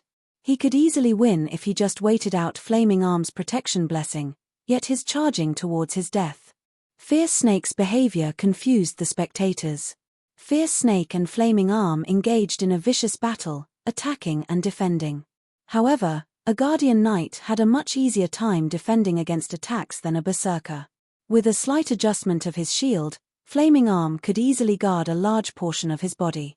In contrast, Fierce Snake could only protect a limited space even with large swings of his great sword. The difference between their damages was also clear. Even when Fierce Snake's great sword struck his opponent, his normal attacks only dealt around -3,000 damage. On the other hand, Flaming Arm's normal attacks dealt over -6,000 damage. Meanwhile, Flaming Arm had over 80,000 HP, while Fierce Snake only had around 70,000 HP. When Fierce Snake's HP fell to 50%, Flaming Arm still had over 2/3 of his HP left. However, the more Flaming Arm fought Fierce Snake, the more afraid he became. As the battle dragged on, he could sense his opponent's combat standards improving. Moreover, the more Fierce Snake fought, the more natural the berserker's actions became. As a result, it became increasingly difficult to land an attack. On the other hand, Fierce Snake had an easier time hitting him. After another 5 seconds, Fierce Snake had only 1/3 of his HP remaining. However, Flaming Arm had the same. What? Flaming Arm is losing? No one could believe their eyes as they watched Flaming Arm's HP fall below Fierce Snake's, the gap between them growing wider as the seconds ticked by. How is his combat standard so high? Has he been toying with me all this time? When Flaming Arm saw his HP drop to a critical level, he knew that he had lost his chance of winning. Not only was the difference between their combat standards so great, but his protection blessing's duration was running out. What Flaming Arm didn't know was that due to the sudden increase of mana density around Fierce Snake, he couldn't fight at his peak, but as the match progressed, Fierce Snake adapted to the increase brought about by the all-round device. Honestly, Fierce Snake could have ended the battle already. However, fighting a top-tier expert like Flaming Arm was inspiring. Hence, he hadn't bothered to use any of his skills, toying with the enemy Guardian Knight. When Fierce Snake eventually eliminated the final strand of Flaming Arm's HP, gasps of amazement echoed from the crowd. Zero Wing's Fierce Snake is so amazing. I never thought that, aside from the several well-known peak experts, Zero Wing had someone like this. I've underestimated Zero Wing. It seems we'll have to be more careful of this berserker later on. His melee combat abilities are too strong. After the match, the various major powers representatives were a little afraid of this berserker, Fierce Snake. After all, Fierce Snake had relied on normal attacks to defeat the Black Dragon Empire's 37th ranking Guardian Knight. If he had used his skills, he would have wiped the floor with Flaming Arm. After Fierce Snake's match, Windmill, Wild Bone, and Negative Life completed their matches. Without suspense, they won their respective battles. Moreover, they also won their matches without any skills. No one had seen the true depth of their prowess. As the ranking competition grew more intense, Zhao Yueru's turn eventually came. Group 5, number 918 vs number 29. What? The flame which is going up against Falling Flowers? Both are experts capable of qualifying for the final phase. To think the system would pit them against each other. This is going to be interesting. Falling Flowers is one of the top 10 swordsman experts in the Purple Thorns Kingdom. I've heard that some time ago, she even defeated Whistling Sword, the 394th ranked player on the God's Domain experts list. On the other hand, even the Dark Guild, Corpse Soul, is helpless against the Flame Witch. This will be an intense fight. Everyone grew excited as they watched the two women approach Group 5 stage. As soon as the match began, both sides activated their berserk skills.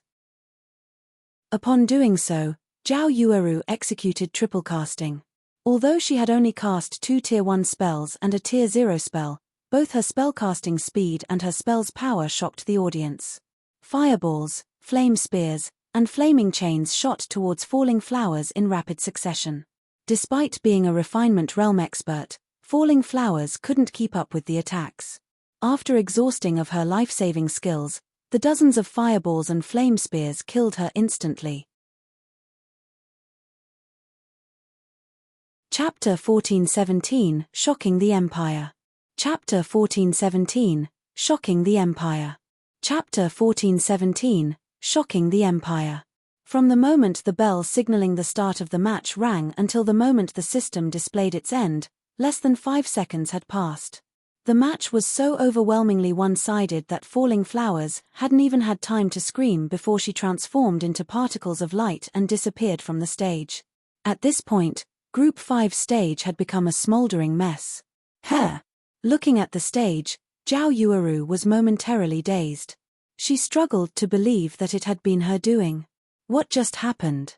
The audience watching Group 5's battle wore dumbfounded expressions, their minds unable to process the unexpected outcome. Originally, everyone had assumed that the fight was between two players of equal strength. They had never expected this outcome. Triple casting.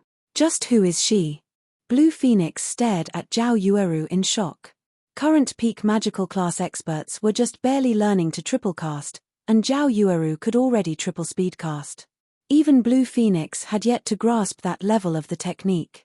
Even after entering the legacy space of Zero Wing's secret spellcasting technique, she had only grasped double speedcasting. Moreover, based on the power of Zhao Yueru's spells, it was obvious that her skill completion rates were very high. How many secrets is Zero Wing hiding? Phoenix Rain couldn't help but glance at Zero Wing's room from her seat next to Blue Phoenix. Zero Wing had previously revealed that it had powerful magical class experts such as Violet Cloud, Aqua Rose, and Alluring Summer. Now, the guild had revealed Zhao Yueru. Due to Zhao Yueru's astonishing performance, the audience began to pay more attention to Zero Wing. How strong is Zero Wing? It even has such a powerful elementalist expert. I had thought that Zero Wing's only capable expert was the Sword King, Black Flame. Now, it turns out that the guild has such a magical class expert. After this match, the Black Dragon Empire's players began to look into the guild known as Zero Wing.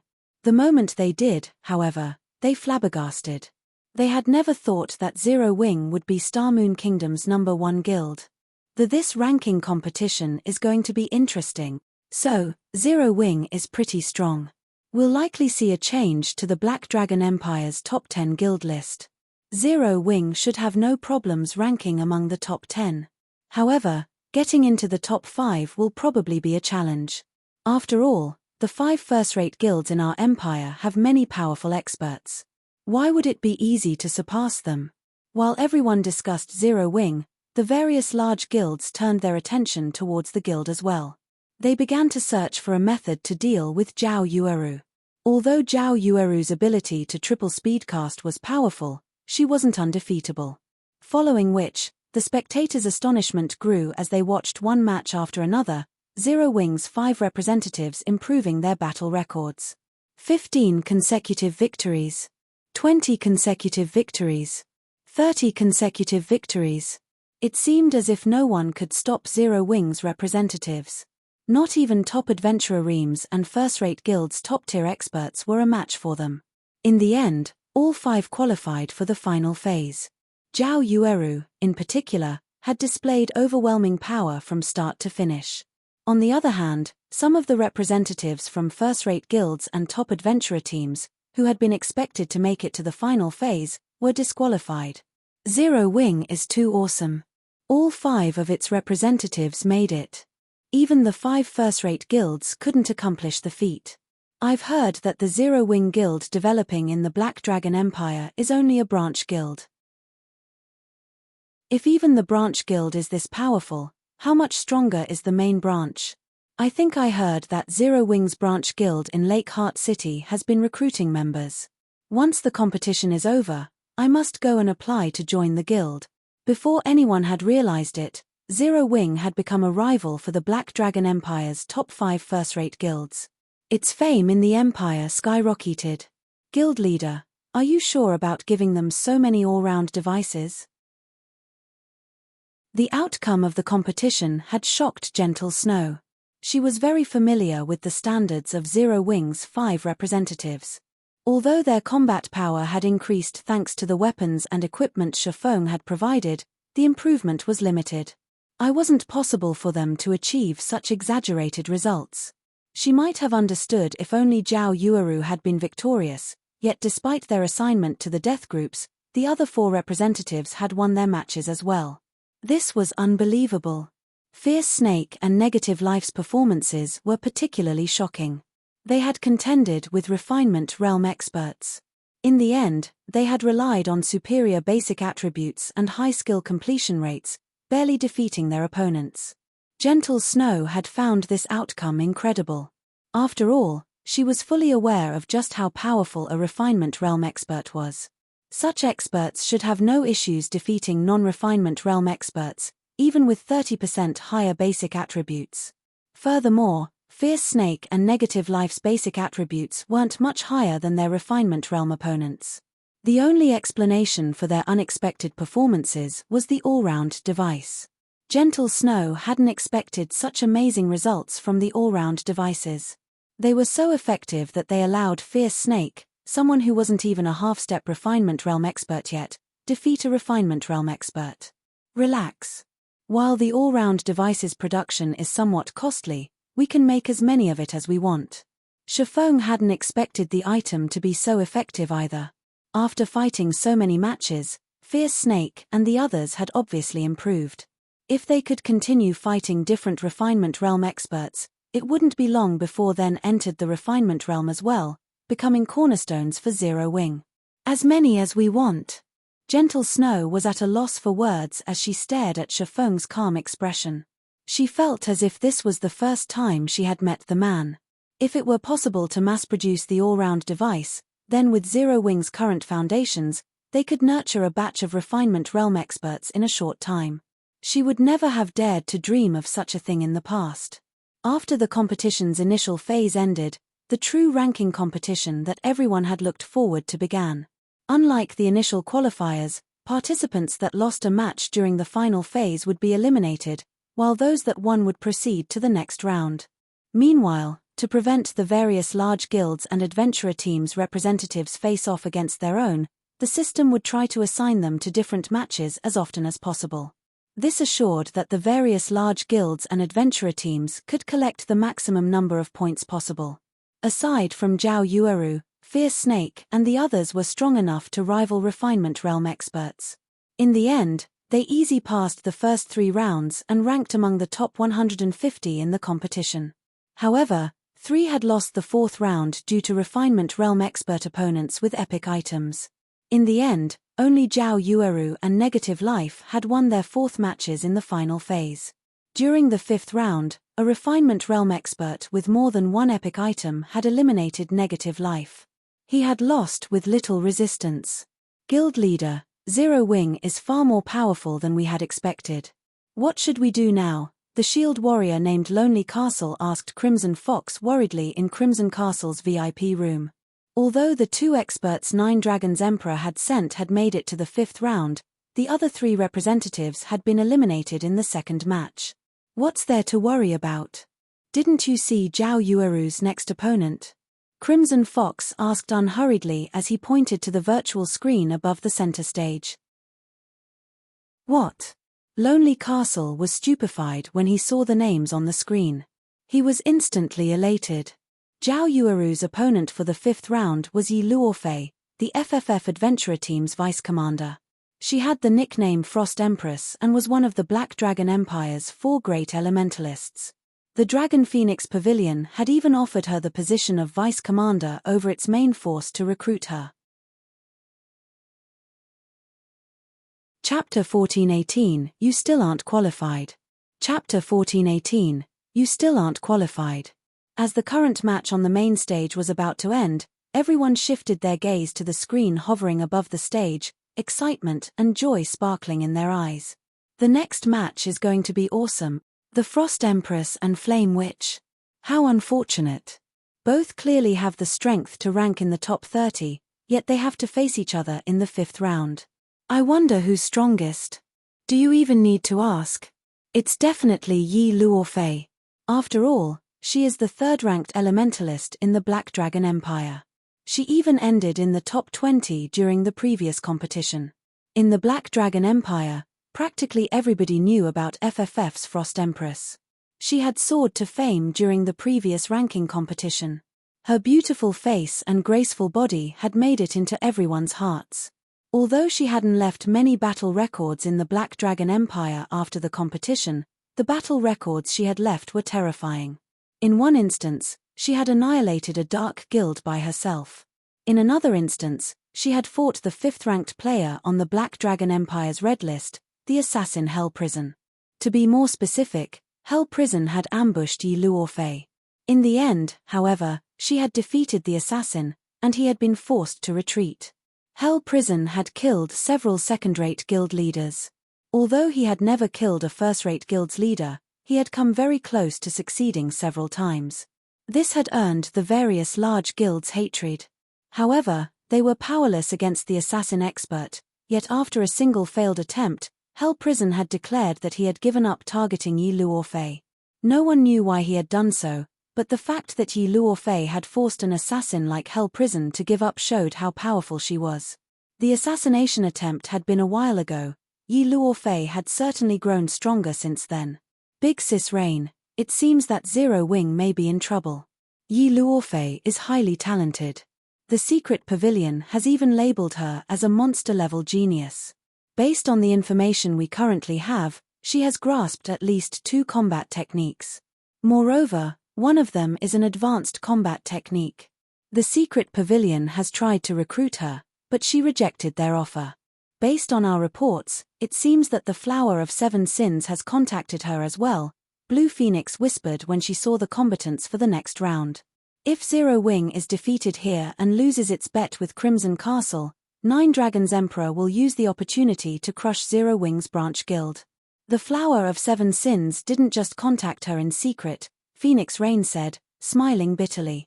The Great Pavilion Master informed us to give up on recruiting Yi Luofei and to avoid provoking her. She's already become one of the Flower of Seven Sins reserve upper echelons. The Flower of Seven Sins values her. What? She's already a reserve upper echelon?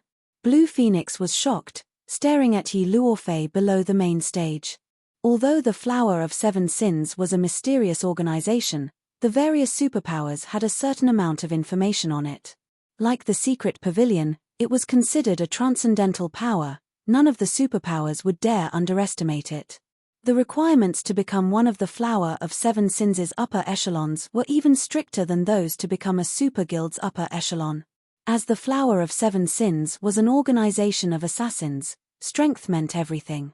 If one wished to become one of the organization's upper echelons, they needed to have the strength to back up the ambition. Every one of the Flower of Seven Sins' upper echelons was an absolute monster. Now that Yi Luofei was a reserve upper echelon, this proved that the Flower of Seven Sins had acknowledged her strength. The organization had clearly deemed that she could become a monster-level expert as well. When the waiting participants saw the next pairing, a commotion rippled through the crowd. Luofei, it seems you've encountered a proper opponent this time, a slim assassin in dark grey leather armor said from beside the woman, smiling. A proper opponent? Yi Luofei glanced at Zhao Yueru, who sat a short distance away. She responded indifferently, Commander, please stop joking. She's still not worthy of being my opponent. Someone on Phoenix Rain's level might be, but not her. Well, in any case, don't take the match too seriously. Just defeat her casually. Save some cards for the rest of your opponents. Otherwise, you'll have trouble fulfilling your agreement with the Flower of Seven Sins. Yang Tianxing, the FFF Adventurer Team's commander, said as he glanced at the several cloaked players beside the stage. Commander, rest assured, I'll claim the championship and leave those upper echelons speechless, Yi Luofei confidently declared before walking towards the stage. When the Flower of Seven Sins had tried to recruit her, she had given the organization a condition. She required that they turn FFF into one of the top adventurer teams in God's domain, not just the Black Dragon Empire. However, a large amount of resources would be required to do so. Although the Flower of Seven Sins had agreed to her condition, the organization had offered one of its own. She must secure the championship in this ranking competition. Yi Luofei didn't think too much about the condition. After all, not only had the Flower of Seven Sins given her a top-tier epic staff upon her joining, but it had also sent her into 2 legacy spaces, allowing her to improve tremendously.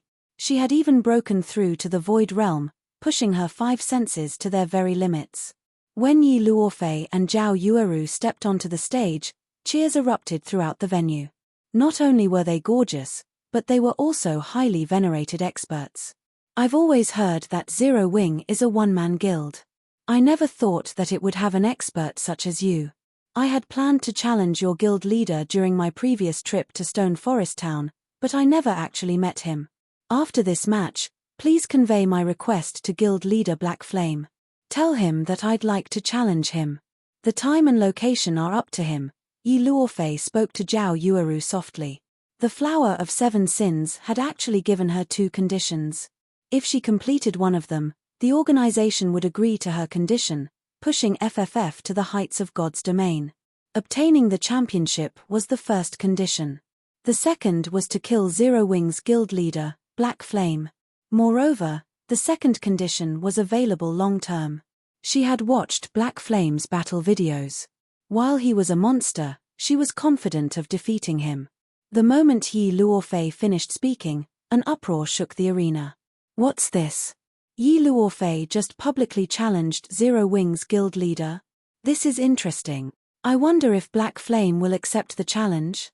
If he does, I have to watch it. As expected of the Frost Empress, she dares to challenge the Sword King. Everyone here was quite familiar with the name Black Flame. After all, he ranked among the top 100 on the God's Domain experts list.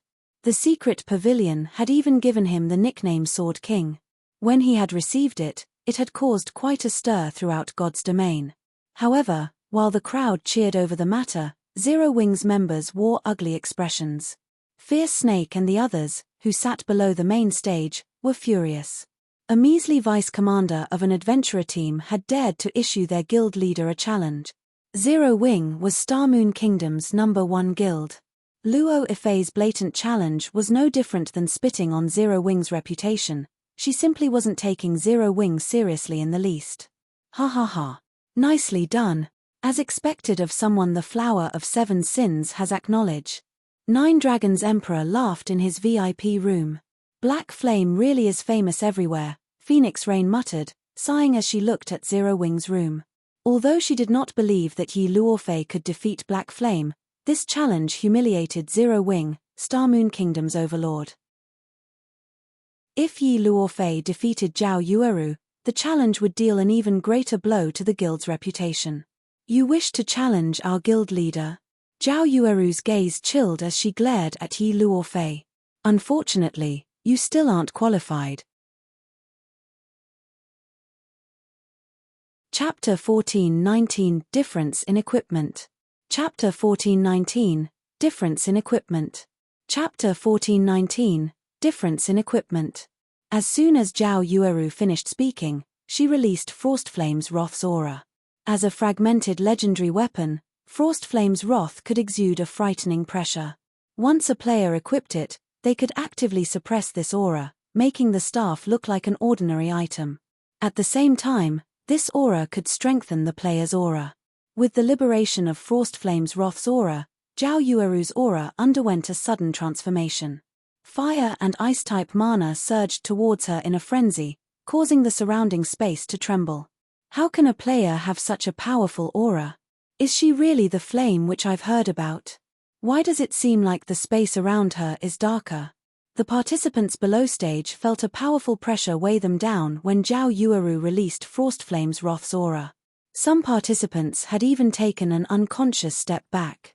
The waiting participants weren't the only ones surprised. The various large guilds' upper echelons in the VIP rooms were shocked as well. If a player's aura could be so powerful, ordinary players would find it taxing to endure, not to mention fighting while under the aura's pressure. Guild leader, the staff you gave to Yueru. Could it be?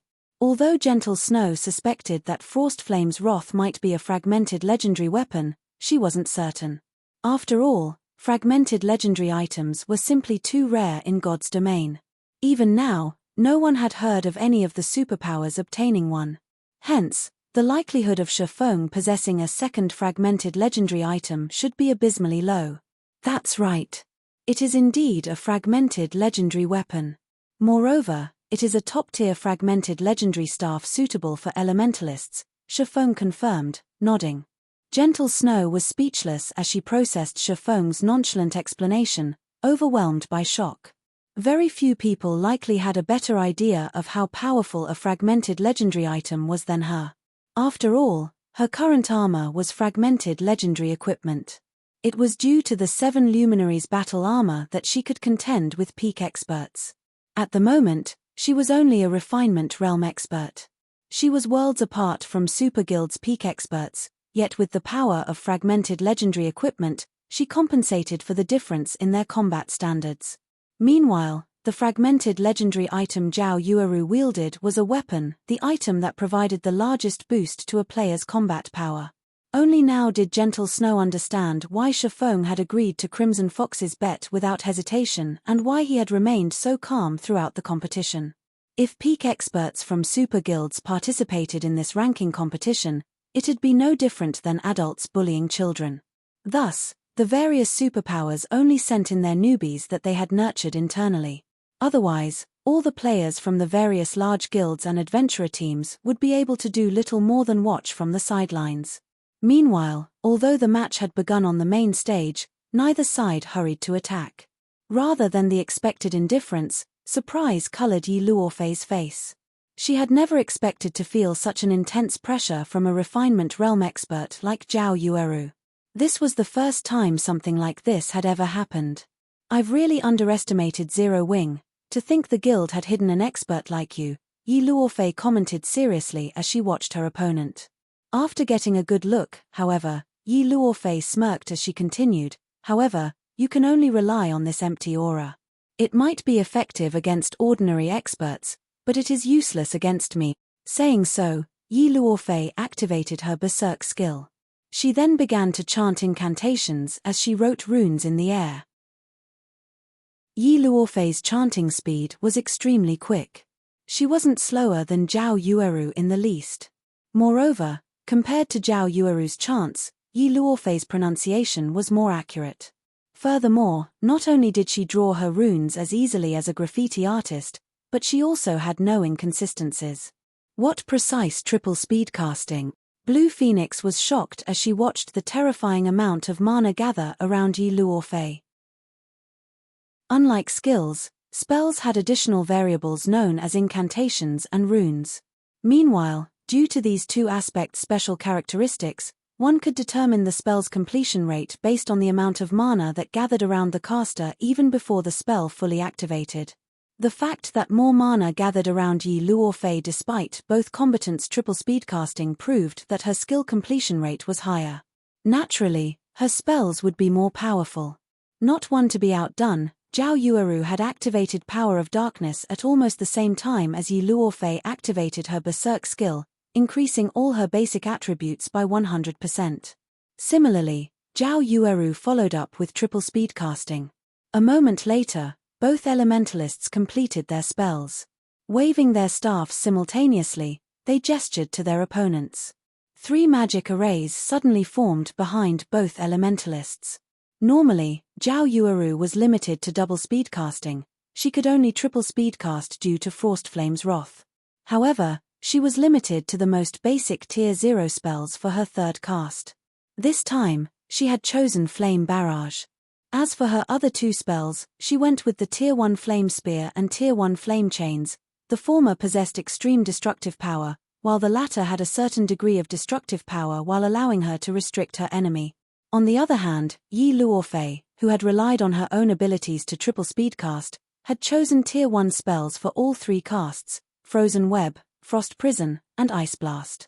Despite both being elementalists, one woman controlled fire, and the other manipulated ice, creating a dazzling scene on the stage.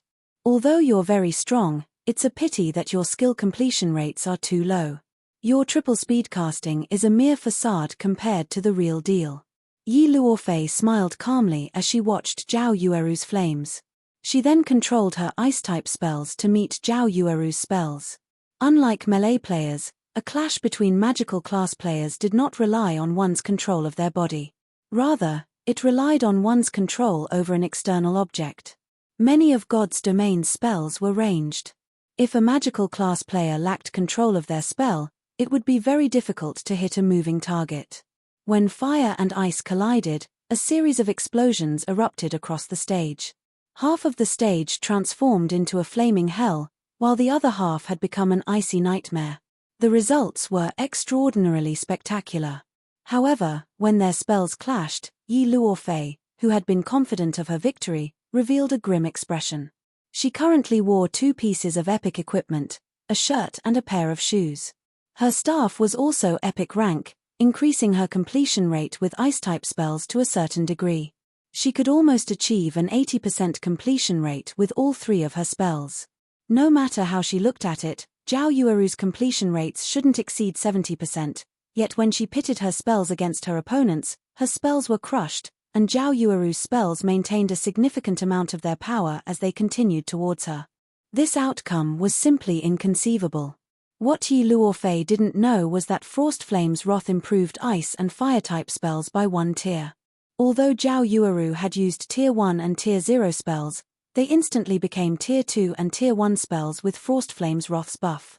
Even if her skill completion rates were no more than 70%, Tier 2 spells far surpassed Tier 1 spells with 80% completion rates. Facing the incoming flames, Yi Luofei had no choice but to dodge them with Blink. After all, magical class players weren't like melee players, their attribute point allocation was different. Dodging multiple attacks at once was very difficult for magical class players. Following which, Yi Luofei ran around the stage, becoming a more difficult target for her opponent. Unfortunately, this meant that she couldn't triple speed cast. She could only rely on double speed casting. In contrast, Zhao Yueru could stand still and attack Yi Luofei freely. Occasionally, she was forced to dodge an unavoidable spell with Blink, but otherwise, she could easily triple speed cast. Very quickly, Yi Luofei found herself running on fumes, finding fewer opportunities to retaliate. At the same time, Zhao Yueru shaved away her HP with her spell's residual damage. After 15 seconds, Yi Luofei's HP fell to 50%. On the other hand, Zhao Yueru, who had only occasionally failed to dodge an attack, still had over 90% of her HP. The difference between these fighters was obviously at a glance. I'll admit that your combat standards are higher than mine. Unfortunately, if you can't defeat me despite that advantage, how are you qualified to fight my guild leader? Zhao Yueru quipped as she stopped her attacks suddenly. Seeing Yi Luofei's sorry state, she smiled as she continued, I've grown bored of exchanging spells with you, and I believe that my guild leader has grown impatient with our fight. How about we end this match now? Saying so, Zhao Yueru lightly tapped the butt of Frost Flame's Wrath on the ground. Immediately, a blue and red dual-colored magic array formed on the ground as an astonishing amount of mana surged towards it. Following which, a 4-meter-tall cheetah emerged from the magic array.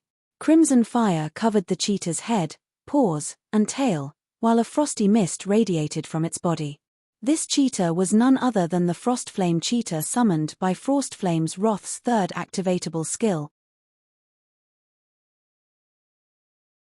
Chapter 1420 Overwhelming Power. Chapter 1420 Overwhelming Power.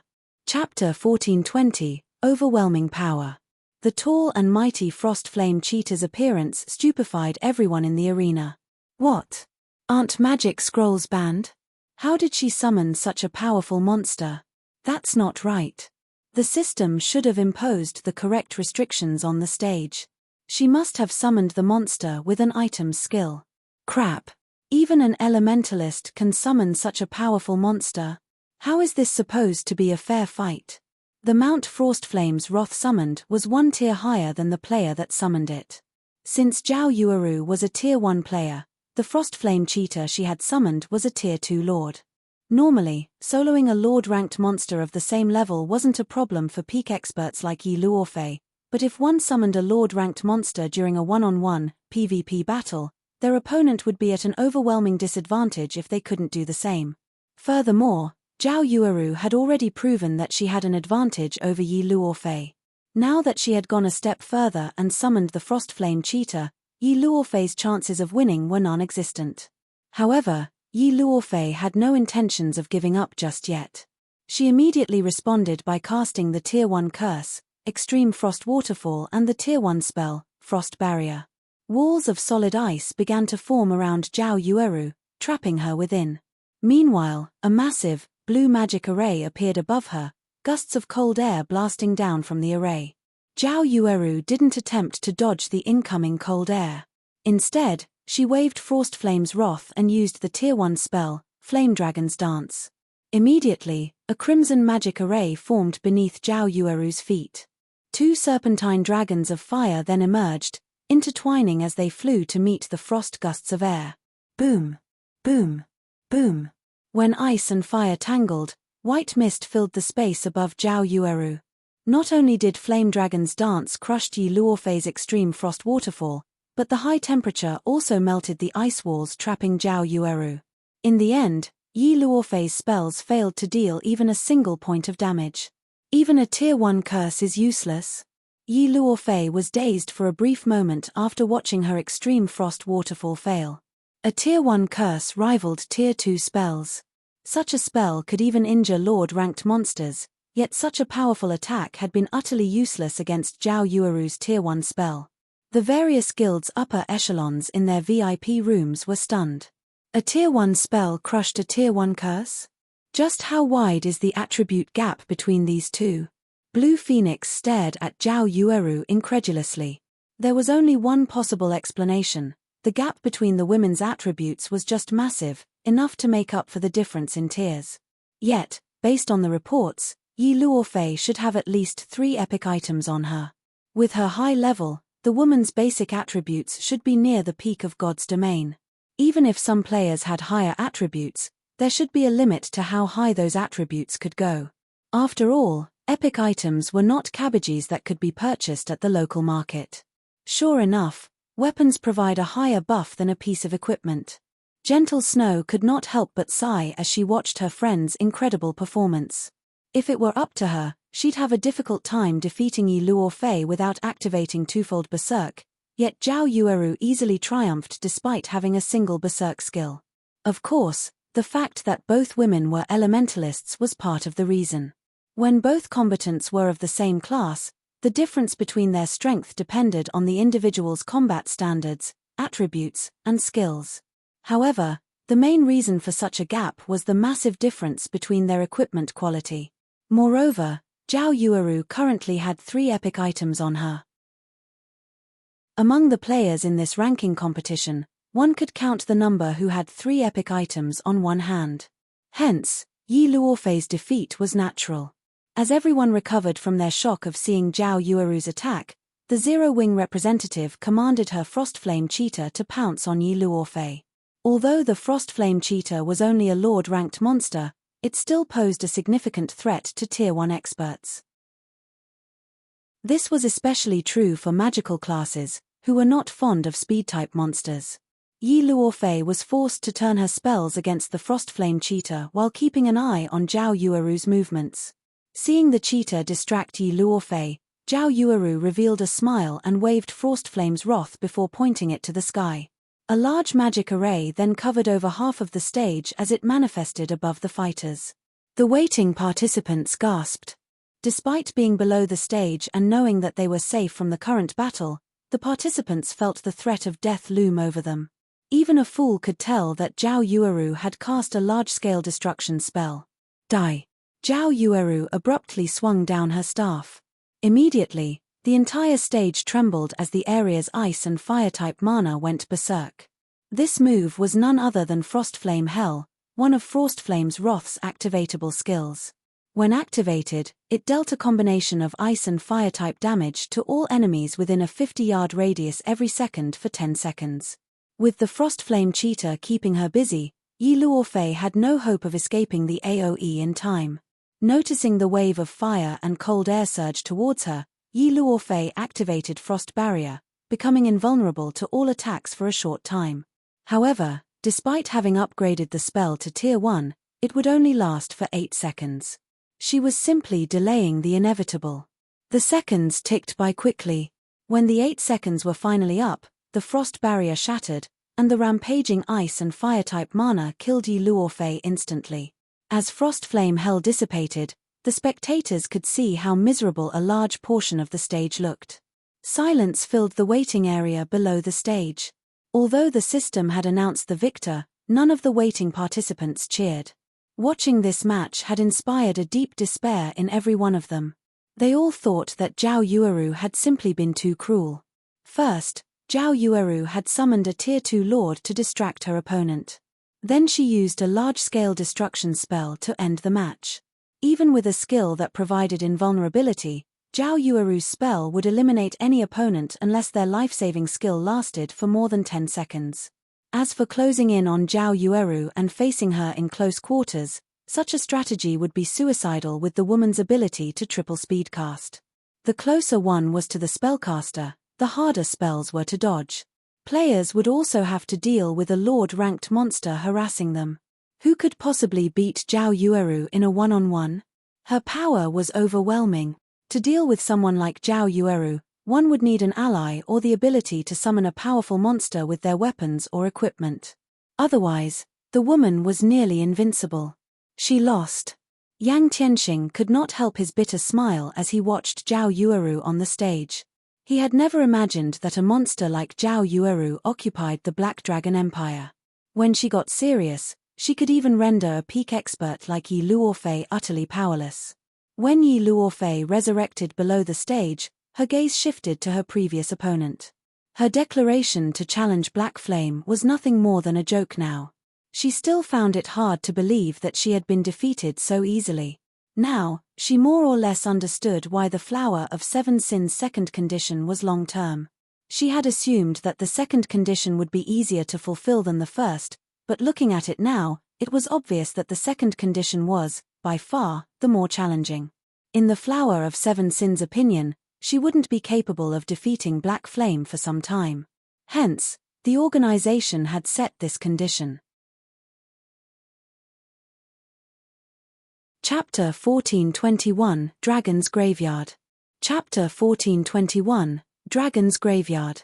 As Zhao Yueru descended from the stage, the waiting participants instinctively stepped aside, opening a path for her. They had heard that she had killed a dark player twice after some dark guild had provoked her, dealing a heavy blow to the guild. While experts like themselves had assumed that had been a joke, they'd have to rein in their courage to stop trembling if Zhao Yueru even glanced their way.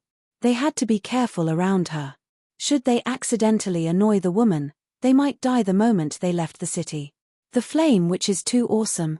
She might even secure one of the top 10 spot. Top 10? More like top 5. The combination of that Lord-ranked monster and the large-scale destruction spell is invincible in a duel. Only a handful of participants may be able to close in on the flame which before she activates the combination attack. Aside from those few, she can likely blast everyone to smithereens. The Frost Empress was pretty unlucky this time.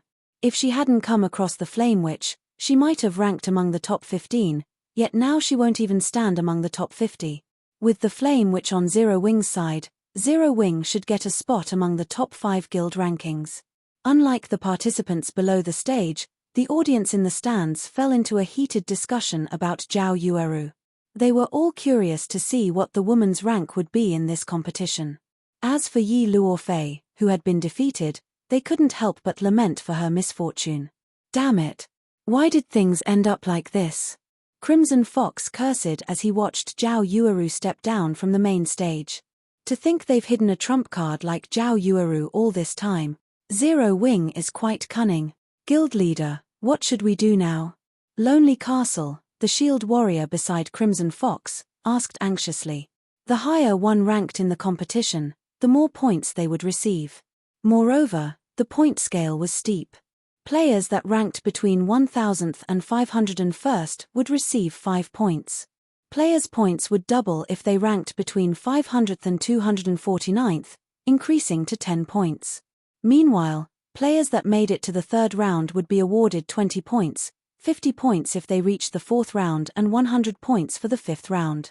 Although both experts Nine Dragons Emperor had sent to assist Crimson Castle had made it to the fifth round, Nine Dragons Emperor had stated that the two players would be lucky to make it into the top 16, the seventh round. Reaching the seventh round only awarded 300 points, yet if Zhao Yueru ranked among the top 4 players, she would receive 600 points. Her points alone were more than the total those two experts could earn.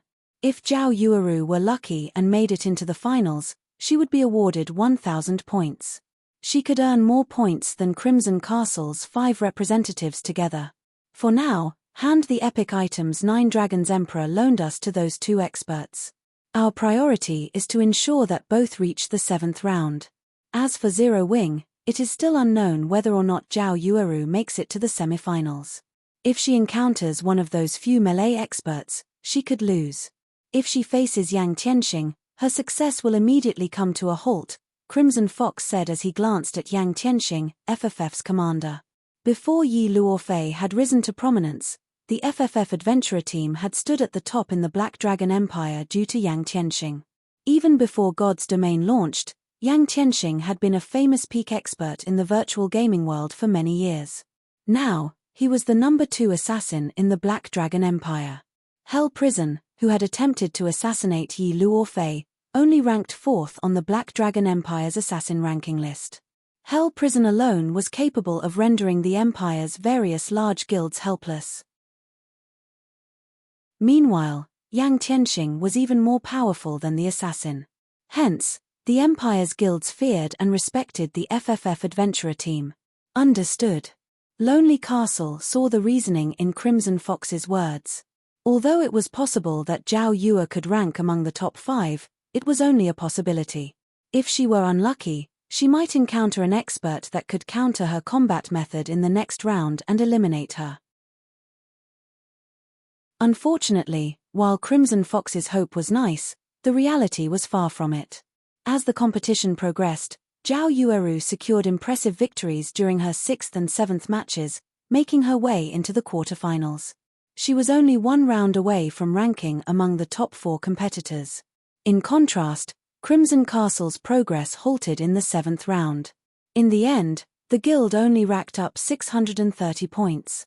With that score, Crimson Castle could easily rank among the Black Dragon Empire's top 10 guilds. To Crimson Castle, it was a result worth celebrating. However, Crimson Fox, Crimson Castle's guild leader, felt no joy. After all, as long as Zhao Yueru won her next match, Crimson Castle's fate in Hidden Fog Town would meet its end.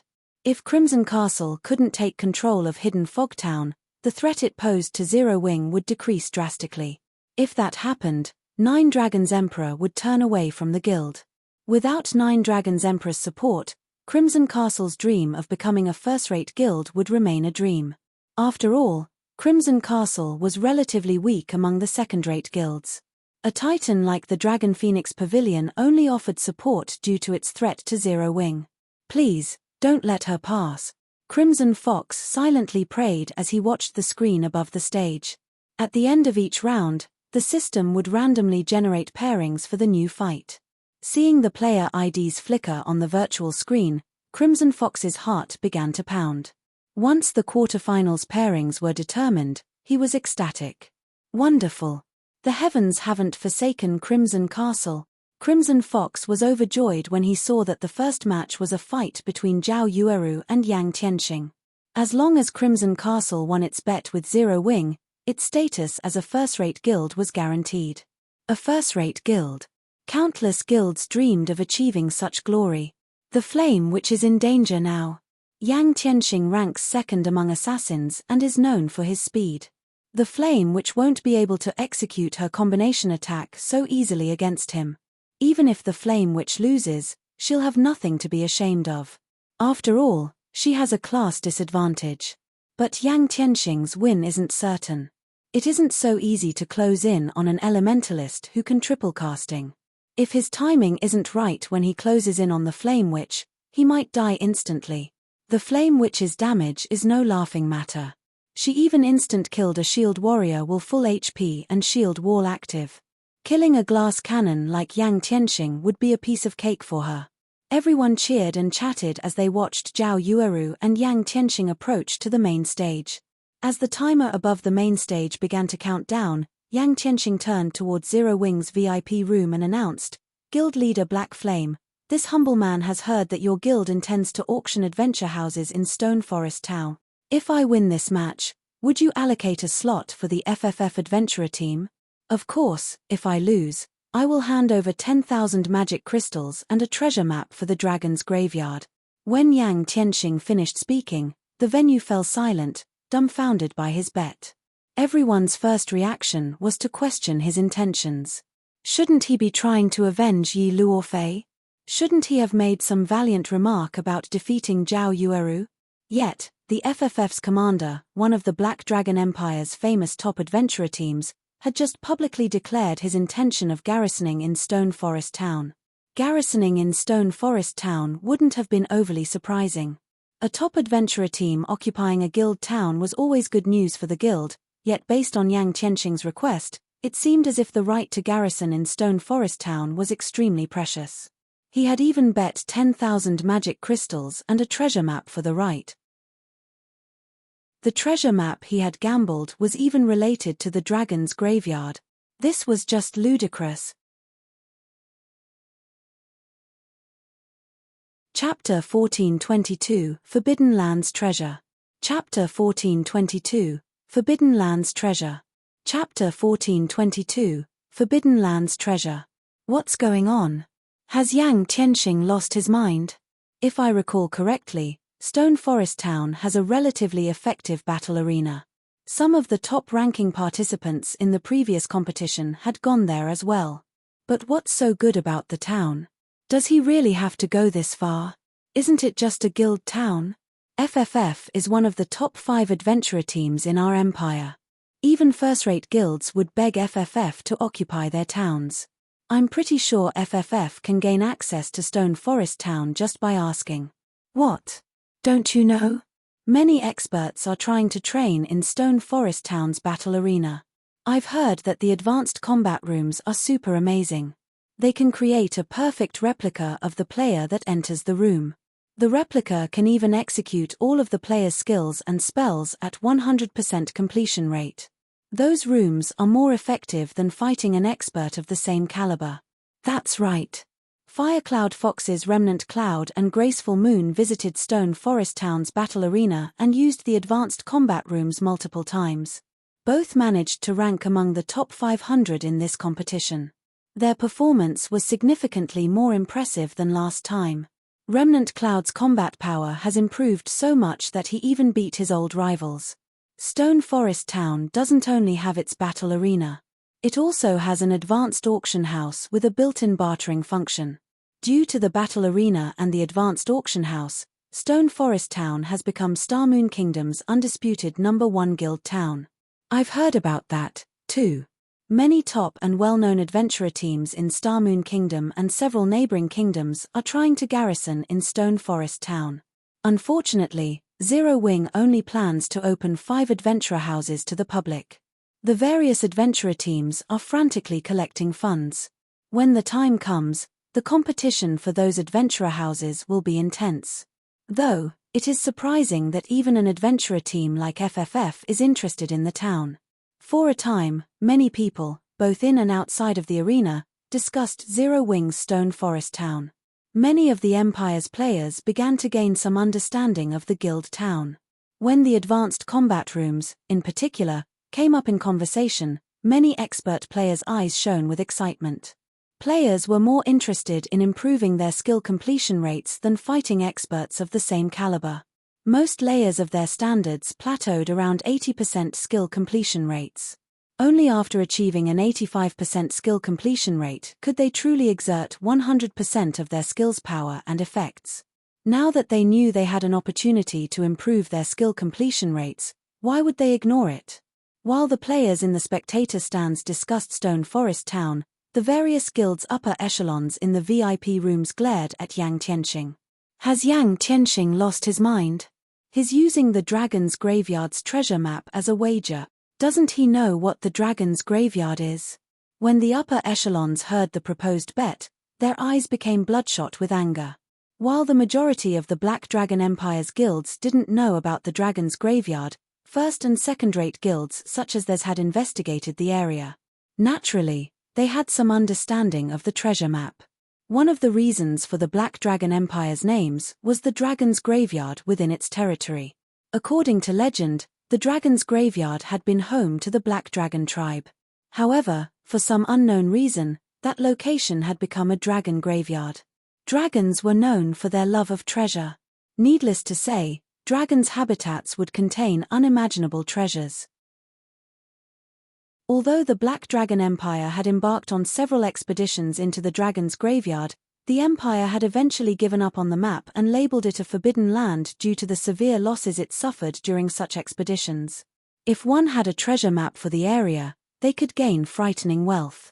To solidify this assumption, their guilds had secured an astonishing bounty after exploring the Dragon's Graveyard's outer region. Upon reaching level 50, drop rates from monsters decreased drastically. The quality of dropped weapons and equipment also decreased. When killing level 50 Great Lords, players generally only obtained a single piece of level 50 mysterious iron equipment. However, it was a different story in the dragon's graveyard, as its level 50 Great Lords dropped level 50 secret silver equipment.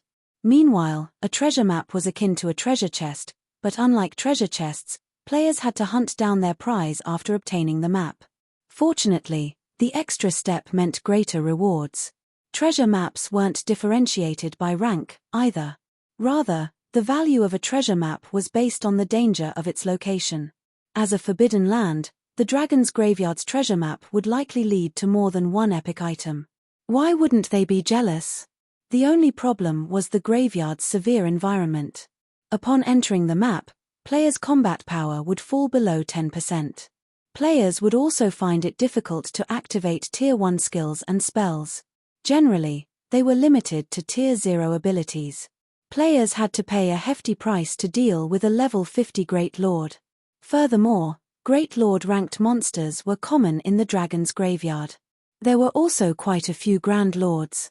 Commander Yi Luofei, who watched from below the main stage, stared at Yang Tianxing with confusion. Did you really have to expose that item just for an adventurer house? The FFF adventurer team had been on many adventures. It had uncovered many opportunities as well. Among the various opportunities, the greatest had been their acquisition of an epic ranked item called the True Orb from an ancient ruin. With this orb, Yang Tianxing even had a high chance of defeating the Black Dragon Empire's #1 assassin. They had obtained the dragon's graveyard's treasure map from a dark gold treasure chest in the same ruin. One could just imagine how valuable it was. Yi Luofei couldn't understand Yang Tianxing's decision. Even if their adventurer team wanted to occupy Stone Forest Town, they could compete for the opportunity in the auction. With the FFF adventurer team's financial strength, they were likely to win a slot. This gamble was just unnecessary. Guild Leader, the Dragon's Graveyard is a super large-scale map in the Black Dragon Empire with extremely abundant resources. The treasures in the area are extraordinary. However, due to the harsh environment, most large guilds have struggled to pioneer the map, Gentle Snow explained. Yang Tianxing is quite generous. Shifeng could not help but laugh. He must know that the competition for the garrison slots is going to be intense. But by using the treasure map as bait to convince me to agree to the bet, isn't he worried about losing it? Naturally, no one in God's domain understood the dragon's graveyard better than him. According to his memories, there were a total of 3 treasure maps for the dragon's graveyard, which corresponded to the outer region, the inner region, and the map's core, respectively. Meanwhile, the treasures in each of these areas were better than the last. The wealth one could gain in the outer region was the equivalent of several dark gold treasure chests. It was rumored that the items one could find in the inner region were the equivalent of 2 or 3 epic treasure chests. As for the core, the treasures there were the equivalent of 1 or 2 inferior legendary treasure chests. Although Shifeng had no idea of which treasure map Yang Tianxing possessed, the items in the outer region were already hard to come by, much less those in the inner and core regions. Since he wants to gamble, I have no reason to reject his offer. Shifeng then contacted Zhao Yueru and ordered, agree to the bet. Understood. Zhao Yueru nodded. This match is very important. You don't need to hold back, Shifeng added. Can I really use that move? Zhao Yueru was confused. However, a hint of anticipation flashed in her eyes. Before the competition had begun, Shifeng had forbidden her from using all of her strength in battle. His reasoning was very simple. Every additional trump card she had was an advantage. Their priorities in this competition were to defeat Crimson Castle and earn enough points to rank among the top 3 guilds in the Black Dragon Empire. Yes. He is very strong. If you hold back, you might lose, Shifeng confirmed. Hearing that she could go all out, Zhao Yueru's eyes sparkled with excitement as she shifted her gaze towards Yang Tianxing. My guild leader has agreed to your conditions so long as you don't regret making them later on, Zhao Yueru said, smiling. I have never gone back on my word before.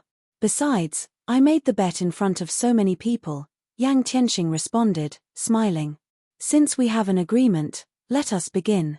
Saying so, Yang Tianxing activated his berserk skill and vanished as if he had never existed in the first place.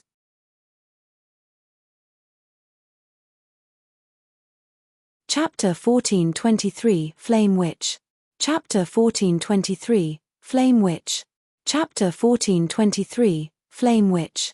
The instant Yang Tianxing activated stealth and disappeared, Zhao Yueru summoned the Lord-ranked Frostflame Cheetah beside her. She then proceeded to double speed cast. Tier 1 spell, Flame Orb. Tier 1 spell, Flame Rain. Both spells were AoE attacks, and among the best, Zhao Yueru had to locate a stealthed assassin. As long as a player could reveal an assassin, the stealthed player's combat power would decrease by half. An assassin's most powerful advantage was its assassination capabilities. The first strike was particularly powerful. In a confrontation, however, they were even weaker than berserkers and swordsmen. In the blink of an eye, a sea of fire swept across Yang Tianxing's previous location. But even after the two spells decimated the stage, the assassin was nowhere to be seen.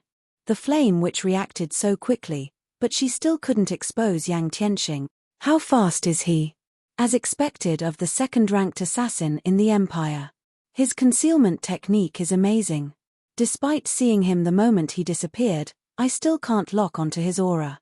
I even activated enhanced 5 senses, yet I can't detect him either. The participants below the stage were shocked as they watched the sea of fire engulf the stage. By the time the match began, Zhao Yueru had already begun casting her spells. There had only been a 2-second delay before her attacks struck Yang Tianxing's starting location, yet neither AoE had revealed the assassin. What shocked these players even more was the man's concealment technique. The magic barrier around the main stage contained attacks within. Meanwhile, observation and perception skills wouldn't be affected. Despite the waiting participants activating their perception skills, no one could detect Yang Tianxing. This was the first time they had encountered such a situation. These skills' specific purpose was to counter the stealth skill. Zhao Yueru had also activated her own perception skill, which allowed her to detect all stealthed players within a 40-yard radius. Generally, if magical class player allowed a stealthed assassin to ambush them, they'd die instantly. Only plate armor classes with high HP and defense could survive an assassin's first barrage. She could not allow her opponent to close in. A futile struggle. Yi Luofei, who stood below the stage, smiled as she watched Zhao Yueru. The true orb Yang Tianxing had obtained improved assassin's strength tremendously. The commander wouldn't have challenged Shadowlight, the #1 assassin in the Black Dragon Empire, without it. Not even the Dragon Phoenix Pavilion could do anything against that man. Meanwhile, one of the true orb's effects increased stealth-related skills by 100%. This halved the effectiveness of other players' perception-related skills. As a result, perception skills with a 40-yard range would only detect Yang Tianxing when he was within 20 yards. Although the difference was only 20 yards, it could determine whether or not a player died. Within that range, assassins could use shadow steps, appearing directly behind a player. Yang Tianxiang quietly circled to 25 yards behind Zhao Yueru, but he didn't rush into attack. Although shadow steps allowed him to appear behind Zhao Yueru instantly, Zhao Yueru was an elementalist. If she reacted quickly enough, she could use an invulnerability skill or blink to escape. He needed to find her blind spot, leaving her no opportunity to defend herself. However, Zhao Yueru was no greenhorn. Every player had weak points and blind spots, and it was especially true for their backs. Hence, Zhao Yueru had stationed the Frostflame Cheetah behind her. Not only would this hinder Yang Tianxing's vision and boost her defense, but she could also launch a powerful counterattack on the off chance Yang Tianxing attacked or stunned her. For a time, all anyone could see was Zhao Yueru standing in the center of the stage with the Frostflame Cheetah watching her back as she launched one Tier 0 spell after another. Meanwhile, Yang Tianxing continued to circle his opponent, searching for an opportunity to strike. After nearly 3 minutes, Yang Tianxing could not help but admire Zhao Yueru's tenacity. The elementalist left him no openings. The Frostflame Cheetah, in particular, posed a huge problem. It seems that I'll have to use that move. Yang Tianxing smiled bitterly as he examined Zhao Yueru's impeccable defense. Suddenly, Yang Tianxing split into two identical copies with the same attributes. The two clones were impossible to differentiate. Both copies remained stealthed. This move was one of the True Orb's skills, True Phantom. It allowed the user to summon a doppelganger that had 100% of the player's attributes and every skill the user had learned. The skill had a 3-minute duration. If either the doppelganger or the main body survived the duration, the user would as well. When Yang Tianxing had activated True Phantom, Zhao Yueru had ceased her bombardment. Taking a deep breath, she examined her surroundings. Since you don't want to come out, I'll force you to. Zhao Yueru waved Frost Flame's wrath. With Zhao Yueru as the center, a translucent barrier ballooned outward. In the blink of an eye, the barrier enveloped a radius of 100 yards, half of the stage. This was Frost Flame's Wrath's second active skill, Frost Flame Space. When activated, its effects would resemble that of a domain. Yang Tianxing immediately felt his attributes decrease. In the blink of an eye, he only had 70% of his total attributes remaining. In contrast, Zhao Yueru's aura had grown significantly more powerful. What? Yi Luofei stared at his enemy in shock. Suddenly, two more Zhao Yuerus appeared on the stage. One of them wore flaming red robes, while the other was clad in icy blue. These two doppelgangers possessed 100% of the caster's attributes, and both radiated a terrifying aura of their own. Die. Yang Tianxing quickly realized how severe his situation was. If Zhao Yueru and her two doppelgangers bombarded the stage randomly, they would find him. Immediately, Yang Tianxing responded with shadow steps, appearing behind Zhao Yueru's real body. He thrust his silver daggers towards the woman's head and back. His actions were utterly silent and without a hint of killing intent. So fast. Despite her 5 senses pushed to their limits, the flame which only noticed that she was under attack after the assassin's daggers were moving. However, when Yang Tianxing's daggers were only an inch away from reaching Zhao Yueru, the latter vanished and reappeared 15 yards away. Close one. Zhao Yueru breathed a sigh of relief as she saw Yang Tianxing, whose figure had finally appeared. If not for this being a match and her heightened senses, she would have fallen prey to the man's daggers. However, as soon as relaxed her guard a little, another Yang Tianxing appeared behind her. Tier 1 Taboo Skill, Hidden Blade.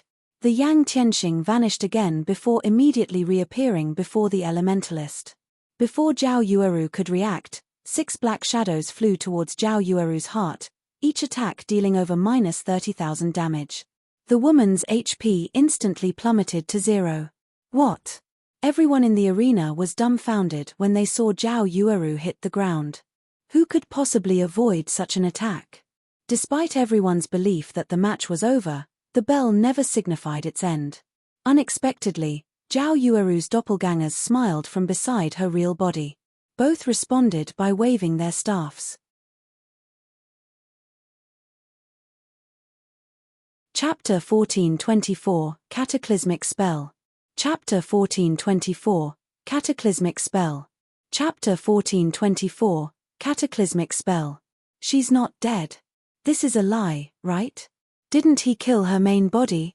When the two Zhao Yuerus raised their staffs on the stage, the audience looked as if they had seen a ghost. When they saw the clones' smiles, chills crawled down their backs, and they couldn't help the thought that she really was a witch.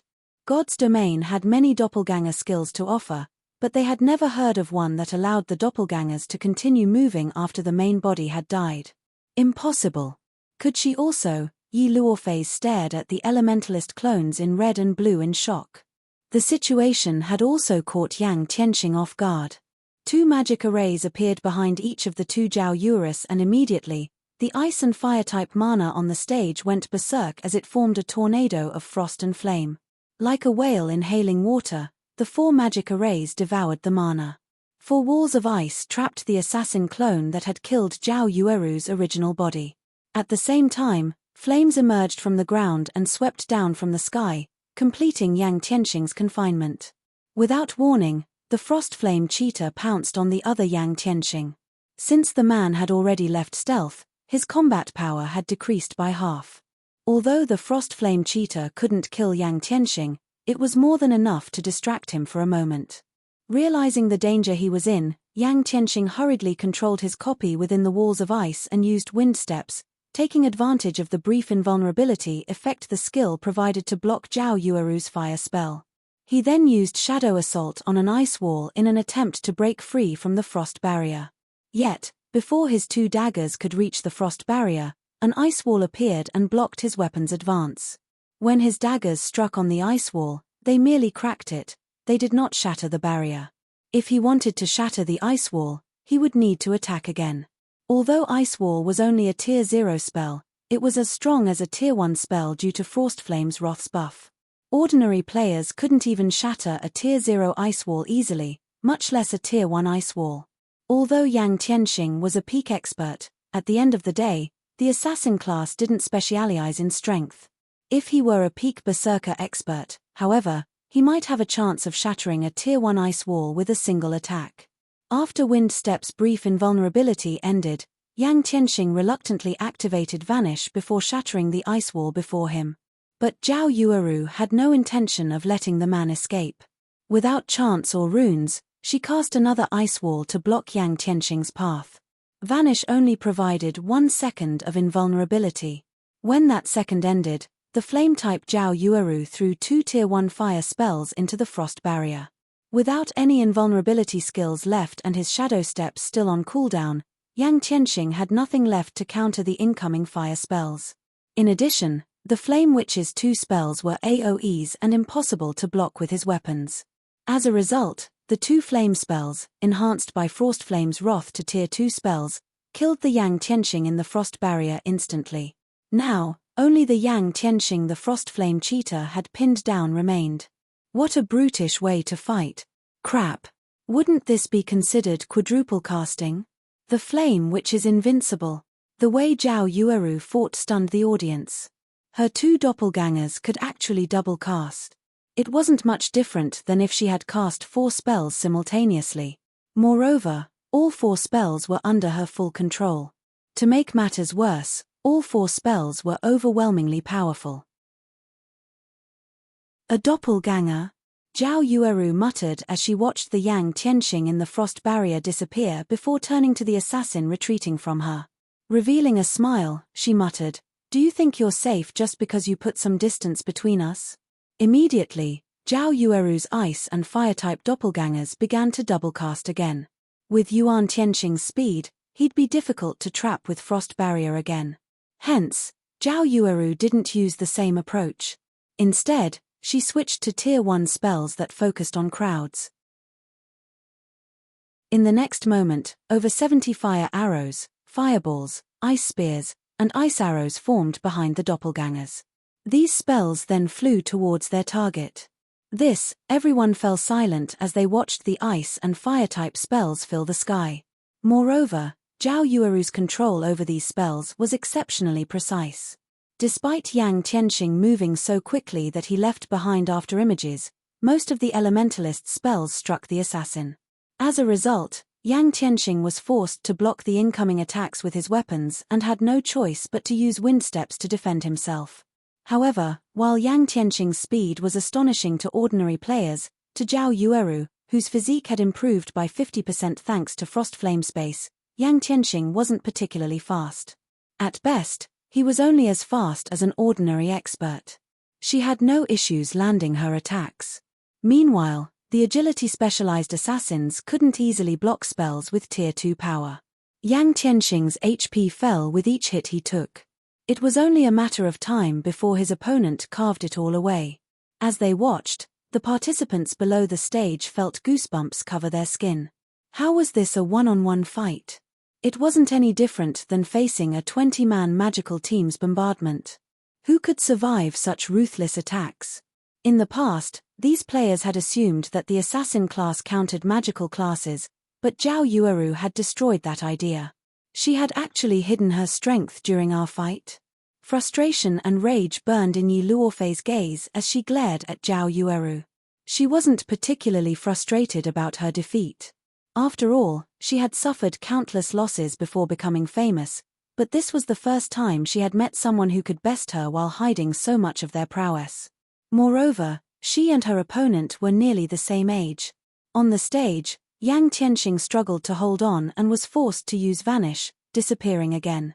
If Zhao Yueru discovered him before his skill's cooldowns finished, now that he had used his trump card, he'd be powerless against the woman's attacks. However, if he could stay hidden until his skills were available again, he could turn the battle around. "I've been waiting for you to use this move." Despite her opponent vanishing, Zhao Yueru didn't panic. She licked her lips playfully as she said, "Let's put an end to this match." If the main body died after she used Frostflame Space, she wouldn't be able to use any of her weapon or equipment skills. She could only use the skills and spells she had learned. However, the Ice and Fire-type doppelgangers didn't have that restriction. They even had spells she didn't. The most powerful of these spells was the combination spell, Frostflame Oblivion. Frostflame Oblivion was a curse that was one tier more powerful than its user, though its power could not exceed tier 5. Upon using Frostflame Oblivion, the Frostflame Space would disappear. As Zhao Yueru was a tier 1 player, Frostflame Oblivion had the power of a tier 2 curse. Zhao Yueru's doppelgangers chanted an incantation in unison while moving towards their target's previous location. As they did, golden divine runes began to appear across Frostflame Space's translucent barrier, illuminating the arena.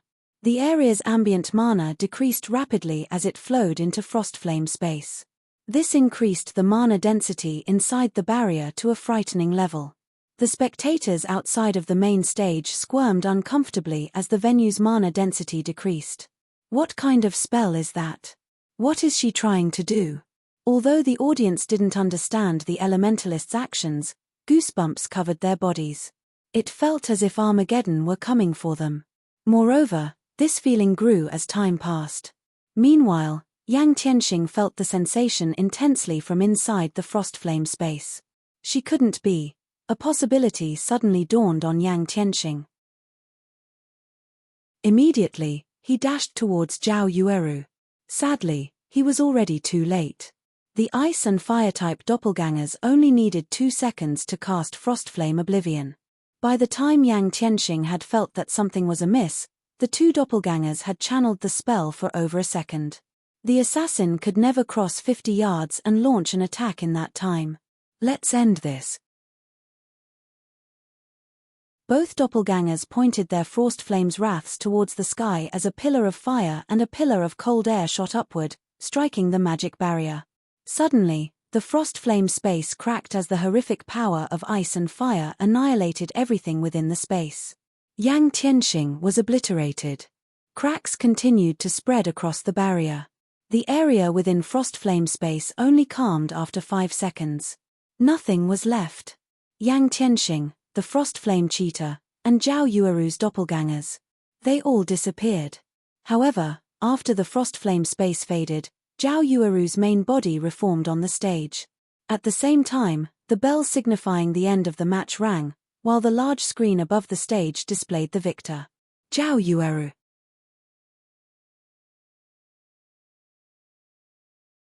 Chapter 1425, Number 1 Elementalist.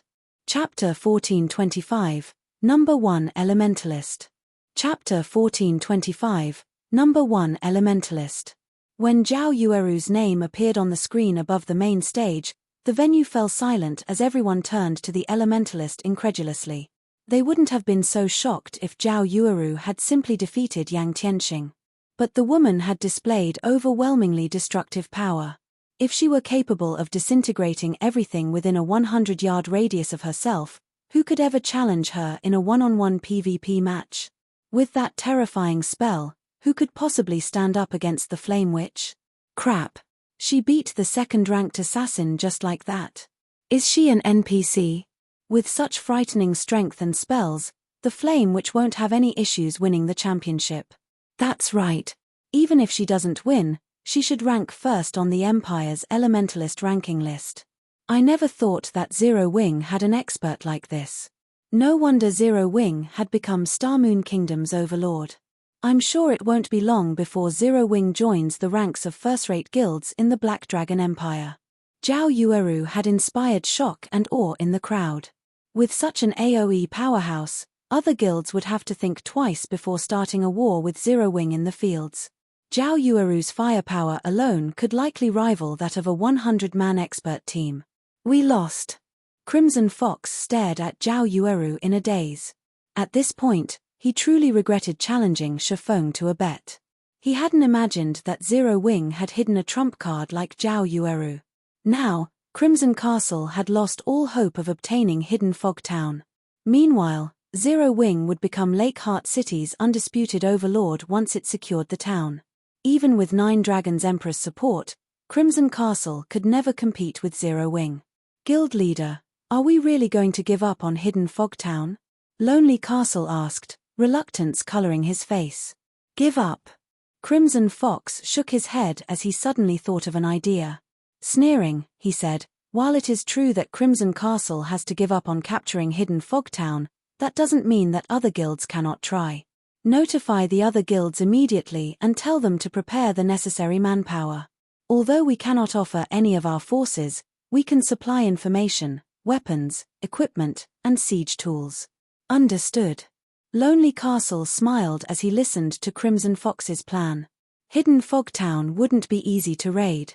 Even if Crimson Castle couldn't act, they could keep the town out of Zero Wing's hands if several third-rate guilds worked together with the support of Crimson Castle's items and information. If they succeeded, Nine Dragons Empire wouldn't forsake their guild. As long as they retained the man's support, Crimson Castle could develop into a first-rate guild eventually. After resurrecting below the stage, Yang Tianxing glanced at Zero Wing's VIP room. Commander, Yi Luofei was at a loss for words as she looked at Yang Tianxing, who wore a bitter smile. It was obvious that he had valued Stone Forest Town's garrison rights. Unfortunately, not only had he failed to obtain that right, but he had also lost 10,000 magic crystals and the Dragon's Graveyard's treasure map. I had thought that this was an opportunity, but Zero Wing really is as unfathomable as the rumors say, Yang Tianxing said as he shook his head dejectedly. He then smiled as he continued, it seems that we'll have to see to some more preparations. Commander, why is Zero Wing's Stone Forest Town so important to you? It is just a town in a small kingdom. How could it possibly be any better than Super Guild's towns? With our team's strength, we shouldn't have any problems occupying one of their towns. Why should we bother with Stone Forest Town's 5 garrison slots? Yi Luofei was astonished. She had been flabbergasted when he had sent her to compete for a private house in Stone Forest Town. Now, Yang Tianxing was adamant of obtaining Stone Forest Town's adventurer houses. It is only natural that you don't have a great opinion of Stone Forest Town. I only found out the truth from a friend. When the time comes, adventure teams like ours won't be the only ones competing for those slots. Some superpowers are preparing for the auction as well, Yang Tianxing quietly explained. He had fought in the virtual gaming world for many years now, so he had many expert acquaintances. Among them, a few were upper echelons in certain superpowers. Their information networks far surpassed any first-rate guilds. How is that possible? Isn't it just a kingdom's town? How could it even tempt superpowers? Yi Luofei exclaimed. Stone Forest Town might not have attracted their attention in the past, but times have changed. Zero Wing now has the advanced auction house and the advanced combat rooms. The auction house offers items that are usually very difficult to find on the market, while the combat rooms can even help peak experts grow stronger. Why wouldn't these benefits tempt superpowers? Yang Tianxing explained. If not for Stone Forest Town's 9 impenetrable defenses and the support from the Dragon Phoenix Pavilion, the various superpowers would have likely sent their forces to capture it. Now that Zero Wing intends to auction off 5 adventurer houses, these various superpowers cannot miss the opportunity.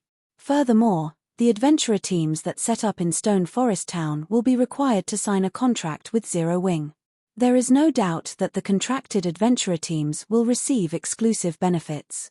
If these superpowers join the competition, the auction will be unimaginably intense. So, we'll have to begin preparing right away. Realization dawned on Yi Luofei as she listened to her commander's explanation. She was stunned. She hadn't expected a recently established guild to be capable of nurturing a town that could elicit the various superpowers' desire. Although it was hard to believe, she trusted her commander fully. After all, Yang Tianxing was the one who had introduced her to the Flower of Seven Sins. The fact that Yang Tianxing knew upper echelons of a transcendental power like the Flower of Seven Sins proved how amazing the man was. Meanwhile, in one of the VIP rooms on the second floor, Nine Dragons Emperor wore an exceedingly ugly expression. In contrast, Phoenix Rain's group celebrated. Big Sis Rain, Zero Wing is so full of surprises. With an expert elementalist like Zhao Yueru, we'll have a much greater advantage in the contest for Thunder Island. Having her defend a tower will be far more effective than sending 3 to 5 peak experts, Blue Phoenix said. No wonder Yi Feng was so confident. Zero Wing had this trump card hidden. Zhao Yueru's power surprised Phoenix Rain as well. Due to the limited number of slots for Thunder Island's contest, it was very important that they brought experts who were strong individually. This was especially true for strategic experts like Zhao Yueru. A powerhouse like her would be much more effective than 10 top-tier experts. While the various large guilds recovered from their shock of watching Zhao Yueru fight, Shifeng received 10,000 magic crystals in Zero Wing's VIP room and the Dragon's Graveyard's treasure map from Yang Tianxing. Upon receiving his winnings, Shifeng opened the treasure map. He was very eager to learn which area Yang Tianxing's treasure map covered. He had never heard of the FFF adventurer team obtaining treasure from the Dragon's Graveyard in the past. Rather, the first-rate guild, Fantasy Shrine, and the super first-rate Dragon Phoenix Pavilion had secured the map's treasures. Hence, Shifeng was surprised to hear that the FFF adventurer team had obtained a treasure map for the area so soon. Treasure maps in God's domain were generally unique items. Each hidden treasure would only have a single corresponding treasure map. Without the corresponding treasure map, no one would find the hidden goods. These treasures were hidden in special spaces, and the map was the key to accessing them. Chapter 1426 Instant Fame. Chapter 1426 Instant Fame. Chapter 1426 Instant Fame. After unfurling the treasure map, Shifeng inspected its attribute panel. The information displayed confused Shifeng. Aside from the words Dragon's Graveyard, the treasure map didn't have any information to display. There wasn't even a general map for the Dragon's Graveyard. Guild leader, is there a problem with the treasure map? Gentle Snow asked curiously when she noticed the strange expression on Shifeng's face. There is indeed a problem, Shifeng said, chuckling. This treasure map requires a master-ranked appraisal. When he tried to inspect the treasure map forcefully, the system notified him of the requirement. Master-ranked? Gentle Snow was astonished. Although one could easily find appraisal shops in NPC cities, the NPCs working in these stores were, at best, advanced appraisers. It was impossible to find a master appraiser in these shops. Although a lot of players had taken on the appraiser subclass, their progress was extremely slow. After all, players had to appraise a large number of top-tier items to gain proficiency. Even the various large guilds had only nurtured a few advanced appraisers. As for master appraisers, it was very difficult for every subclass in God's domain to reach the master rank. However, what truly surprised Shifeng was not the fact that the treasure map needed a master appraiser, but that it had to be appraised to begin with. Based on what he had heard in the past, the maps leading to the Dragon's Graveyard's 3 great treasures hadn't needed appraisals, one could just inspect them. Could this treasure map lead to something other than the 3 great treasures? Shifeng's curiosity grew. Immediately, he activated Omniscient Eyes to inspect the treasure map. Fortunately, Omniscient Eyes could rival a master-ranked appraisal. After 20 seconds, the treasure map's information began to reveal itself. What? Shifeng was dumbfounded when he saw the displayed information. As he had guessed, the treasure map Yang Tianxing had given him didn't lead to one of the 3 great treasures. This map wasn't even a treasure map. It was a map to the Dragon's Graveyard's secret land, the Dragon's Nest. This secret land was far more valuable than the 3 great treasures. Unlike the treasures, which would disappear once someone claimed them, Players could periodically enter the secret land an indefinite number of times. Like the sea dragon's secret land, one could obtain all sorts of precious items in the dragon's nest. Yet, funny enough, Yang Tianxing had treated this item like a typical treasure map. After giving the matter some thought, Shifeng realized that it was to be expected. After all, secret lands were incredibly rare. On the other hand, treasure was common in large maps like the Dragon's Graveyard. If a player obtained a map with the words Dragon's Graveyard, it wouldn't be unusual for them to assume it was just a treasure map. Guild leader, it couldn't be a fake, could it? Gentle Snow thought of a possibility when she saw Shifeng's surprise. There were many treasures in God's domain. However, there was also a large number of fakes. In fact, a large majority of the treasure maps players obtained weren't real. It is. Shifeng nodded. I knew Yang Tianxing couldn't be that generous. Gentle Snow sighed, somewhat disappointed. If Zero Wing could obtain the Dragon's Graveyard's treasures, it would significantly help the guild's development. If an adventurer team like FFF used the treasure, it might even elevate the team's overall strength to a whole new level. How could he have been willing to gamble such a precious item? This isn't a treasure map. It's a map to a secret land in the Dragon's Graveyard, Shifeng said, smiling when he saw Gentle Snow's dejected expression. What? It's a map to the Dragon's Graveyard's secret land? How is that possible? Gentle Snow's eyes widened in shock. For a moment, she even thought Shifeng was playing a trick. Take a look for yourself, Shifeng said, chuckling. He then passed the secret land map to Gentle Snow. It's real. If Yang Tianxing finds this out, he'll lose his mind. Gentle Snow's eyes sparkled as she looked at the map. Needless to say, a secret land in a forbidden area like the Dragon's Graveyard would be high quality. Moreover, the reward for clearing a secret land for the first time would most likely rival, or even surpass, the Dragon's Graveyard's treasure. Although subsequent visits wouldn't yield as many benefits as the first, the secret land could be raided indefinitely. In the long term, the income from exploring the secret land would exceed the 3 great treasures. However, this map had a flaw: the secret land would be very challenging to reach. The dragon's nest was located in the Dragon's Graveyard's inner region. Moreover, it was very close to its core.